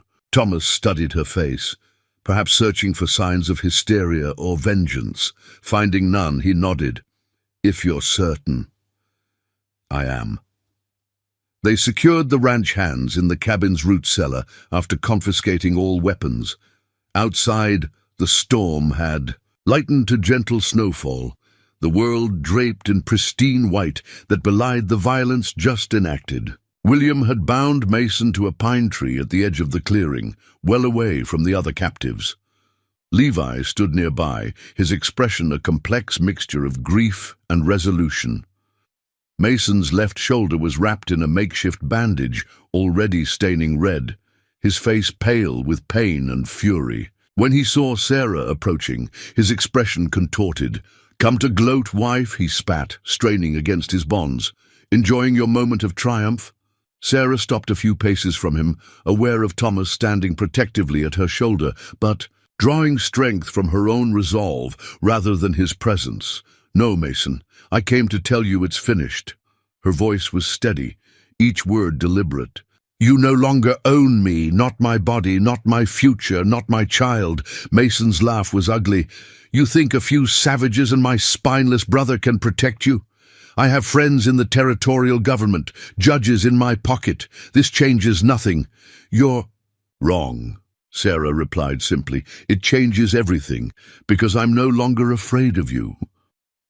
The declaration hung in the air between them, its truth resonating in her bones. Fear had been Mason's most effective weapon, more than his fists, more than his social position. Without it, his power evaporated like morning mist. Mason must have sensed the shift in her, the absence of the familiar terror in her eyes. His confidence faltered visibly. "The child is mine," he attempted, changing tactics. "No court will separate a father from his legitimate offspring." A father who left that child to die in a locked barn, Levi interjected, finding his voice at last. Who ordered her murder in writing? He held up the damning document. I think the courts will take a different view. Hope's cries drifted from where Ruth stood with the infant, as if the child herself was adding testimony against the man who had wanted her dead before she drew her first breath. Mason's composure finally cracked. You'll regret this, he hissed, his face twisting with genuine hatred. All of you. I'll see you hanged as horse thieves, as murderers. My men will swear you ambushed us, that the Indian took my wife by force. That's enough, Mason, Levi. Cut him off, sounding weary rather than angry. It's done. For once in your life, accept that you've lost. Sarah turned away, Mason's continued threats fading to background noise as she walked back toward Ruth and her daughter. Thomas fell into step beside her. What happens now? She asked quietly. We take him to Helena to Judge Hammond, Thomas replied. William knows a federal marshal who can be trusted. We have evidence, witnesses. It won't be easy, but with Levi's testimony, Sarah nodded, focusing on practical matters to steady her still racing heart. The journey will be dangerous. The pass is... There's another option, Thomas interrupted gently. You and Hope could continue north with Ruth, to safety. The rest of us will handle Mason and the legal proceedings. She stopped walking, turning, to face him fully. You think I should run, after all this? I think you should choose, Thomas clarified, his dark eyes serious. For the first time since I've known you, the path ahead is yours to determine. Not Wheeler's, not mine, yours. The concept was so foreign it took her a moment to comprehend. Choice, freedom, the burden and blessing of determining her own destiny. Ruth approached, Hope now calm in her arms. The old woman's perception was uncanny, as always. He offers you safety, she observed, but your heart knows what it needs. Sarah reached for her daughter, the warm weight of the infant centering her. Hope gazed up with dark, alert eyes that seemed impossibly wise for one so new to the world. I need to see this through, Sarah decided, the words feeling right as she spoke them. I need to stand before that judge and tell my story, not just for myself, but for Hope, for every woman who's been told she's someone's property. She looked directly at Thomas. And I can't do it alone. Thomas's expression softened with something that might have been pride. You won't be alone, he promised. Not now, not ever again, unless you choose to be. Beyond them, Levi and William were already preparing for the journey, securing Mason and his surviving men, gathering supplies for the long trek to Helena. The path ahead would be fraught with challenges, both physical and legal. Mason's influence extended far, and prejudice against Indians ran deep in the territory. But as Sarah stood in that clearing, her daughter in her arms, and people who genuinely cared for her safety surrounding her, the future no longer loomed as a threat. For the first time since she could remember, it beckoned with possibility. The snow continued to fall gently around them, covering the signs of violence, creating a clean slate. By morning, their tracks would be hidden, the journey ahead unmarked. They would forge their own path step by step, day by day, and Sarah Blackwood would never again walk in fear. The journey to Helena began at dawn the following day. The storm had passed, leaving behind a crystalline world of blue shadows and diamond-bright snow. They travelled in a somber procession, William and Thomas riding point, weapons ready. Mason and his surviving men bound to their saddles in the center. Levi, Sarah and Ruth bringing up the rear with Hope securely fastened to her mother in the cradle board. Mason had barely spoken since his capture, his silence more unnerving than his earlier threats. Sarah caught him watching her occasionally, his gaze calculating rather than defeated. She recognized that look. It was the same expression he wore when plotting a business maneuver against a rival rancher. He's planning something, she murmured to Thomas during their midday rest. They stood slightly apart from the others, sharing a canteen of melted snow. Thomas nodded grimly. William and I will take turns sleeping once we make camp. The men are secured, but Wheeler, he left the thought unfinished. He doesn't need his hands free to be dangerous, Sarah completed. His weapon was always his mind. The mountain passes proved treacherous, still thick with winter snow despite the calendar's insistence that spring approached. Progress was painfully slow. A journey that might have taken 3 days in good conditions stretched into 5, each night spent in hastily constructed shelters, everyone except the prisoners taking turns standing watch.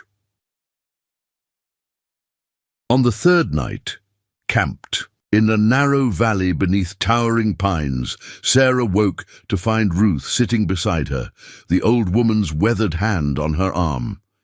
"He's asking for you," Ruth whispered, nodding toward where Mason sat bound to a tree trunk several yards from the main camp. Sarah frowned. "Why would I speak to him?" "The snake may speak poison, but sometimes his words reveal truths he does not intend." Ruth's eyes, still sharp despite her years, studied Sarah's face. "You are strong enough now to hear him without breaking." After ensuring Hope was sleeping peacefully, Sarah approached her husband cautiously, one hand resting on the knife at her belt. Thomas watched from nearby, respectful of her decision, but unwilling to leave her unprotected. Mason looked up as she approached, moonlight carving harsh shadows across his face. The wound in his shoulder had been treated by Ruth, not out of compassion, but pragmatism. They needed him alive to face the judge. "My devoted wife," he greeted her, voice raspy from thirst. "Come to check on your handiwork?" Sarah remained standing, maintaining the higher ground, both literally and figuratively. "Ruth said you wanted to speak with me."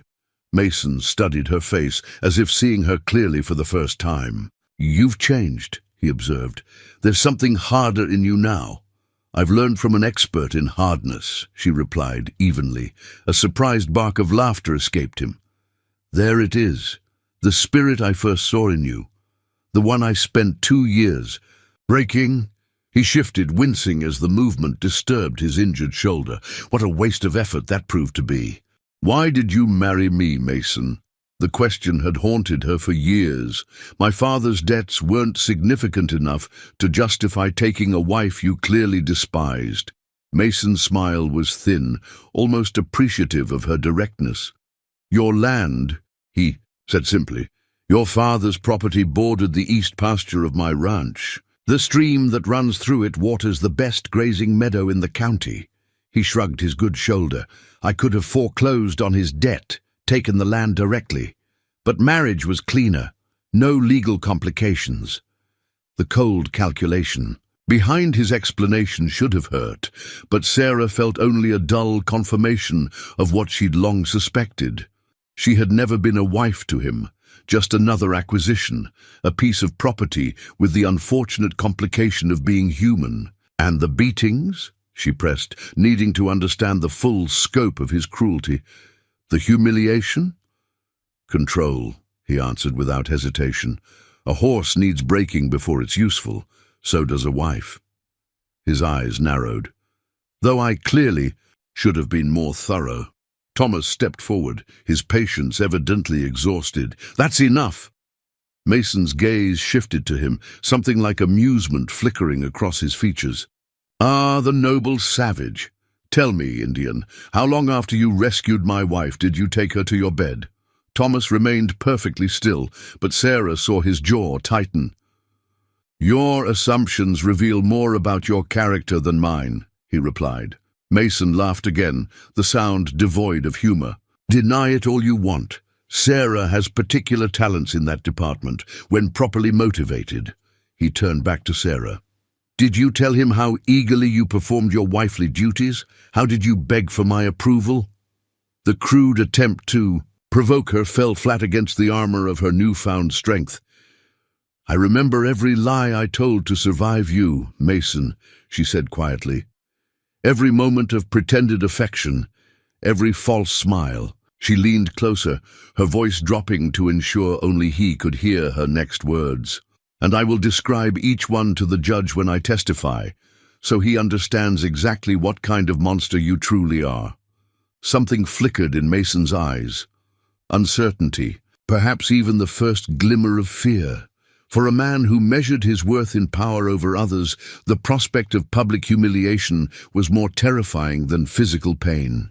"No judge will take a woman's word over mine," he said, but his confidence sounded forced, especially not when that woman has been living among Indians. Sarah straightened. "We'll see." She turned to leave, then paused. "One last question. The baby, when you discovered I was pregnant, why didn't you just wait until after she was born to get rid of me? A son would have secured your claim to my father's land permanently." Mason's expression turned contemplative. "A mistake in timing," he admitted. "I learned that one of my business rivals was sending an investigator to look into certain irregularities in some land deals. You knew too much, had seen too many papers in my study. I couldn't risk you talking." He glanced at her stomach. The child was regrettable collateral damage. The casual dismissal of both their lives confirmed what Sarah had already suspected, that to Mason Wheeler, human lives were merely entries in a ledger, assets or liabilities to be managed according to their usefulness to him. "Thank you for your honesty," she said with genuine gratitude. "The judge will appreciate it as well." Mason's confusion was evident. "I've admitted nothing that can be proven." Sarah smiled thinly. "Haven't you?" As she walked away, Mason finally noticed the small object Sarah had placed on the ground beside him while they spoke, her mother's locket, open to reveal the portrait inside. But now, positioned opposite the cherished image, was something new, a small mirror angled to reflect his face as he spoke his damning confession. "William's equipment," Thomas explained quietly as they returned to the main camp. "He trades for unusual items from back east. The mirror is silver-backed, highly polished. Ruth suggested it might capture a true reflection." "Will it help?" Sarah asked. "In court, I mean." Thomas's expression was cautiously optimistic. "Judge Hammond is known to be interested in new scientific methods. William says he has allowed similar evidence before." He touched her arm gently. "It was quick thinking on your part." Sarah nodded, the weight of confronting Mason leaving her drained, yet somehow lighter. "I needed to hear him admit it. Not for the judge, for myself. To confirm I wasn't crazy all those years, that the monster I saw behind his smile was real." The remainder of the journey passed in tense silence. As they descended from the mountains toward Helena, signs of civilization gradually reappeared. Logging, camps, isolated homesteads, eventually proper roads with wheel ruts visible beneath the melting snow. Helena appeared suddenly before them on the afternoon of the 6th day, a sprawling frontier town nestled in a valley, its wooden buildings and church steeples stark against the mountainous backdrop. Smoke rose from dozens of chimneys, and the distant sounds of commerce carried on the spring air. "The judge's circuit court is in session for another week," William informed them as they paused on the ridge overlooking the town. "I've sent word ahead with a trusted friend. The federal marshal will meet us at the edge of town." Sarah studied the settlement below, anxious tension building in her chest. She had visited Helena only twice during her marriage, always under Mason's watchful eye. Now she would enter it as a different woman, a mother, a witness, an accuser, rather than a possession. "What if they don't believe me?" she asked, the fear she'd kept at bay during their journey suddenly resurfacing. Thomas guided his horse alongside hers. "Then we take hope and ride north," he said simply. "But first, we try. Justice deserves that chance." Ruth approached on Sarah's other side, hope now awake and alert in the elder's arms.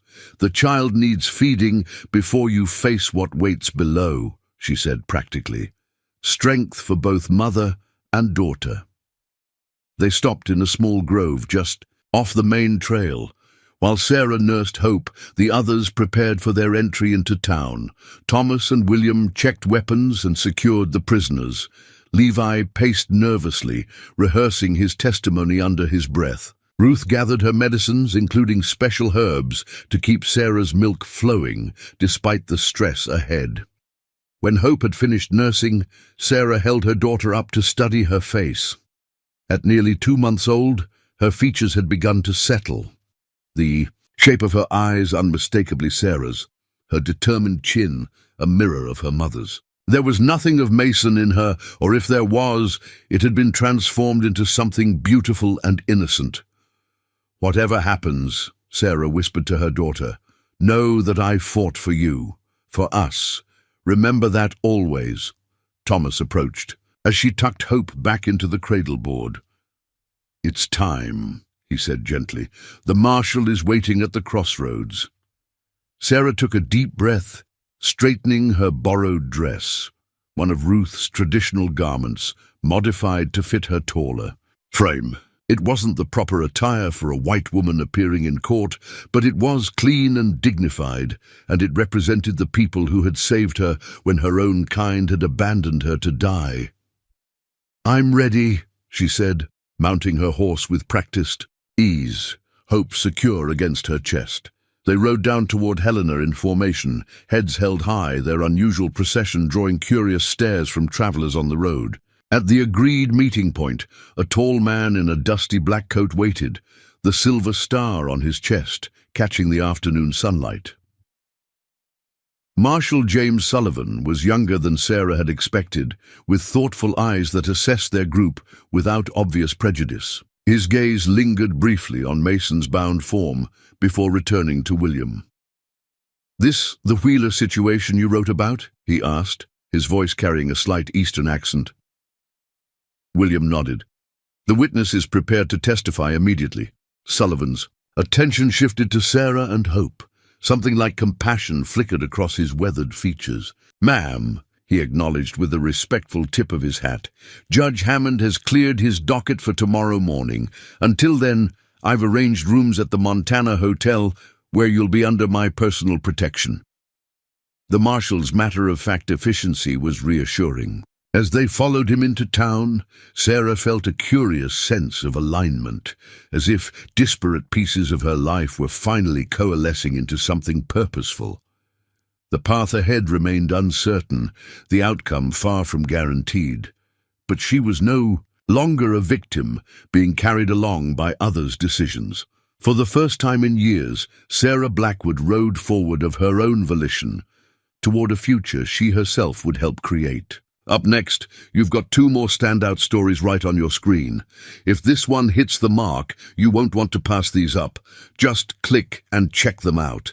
And don't forget to subscribe and turn on the notification bell so you don't miss any upload from us.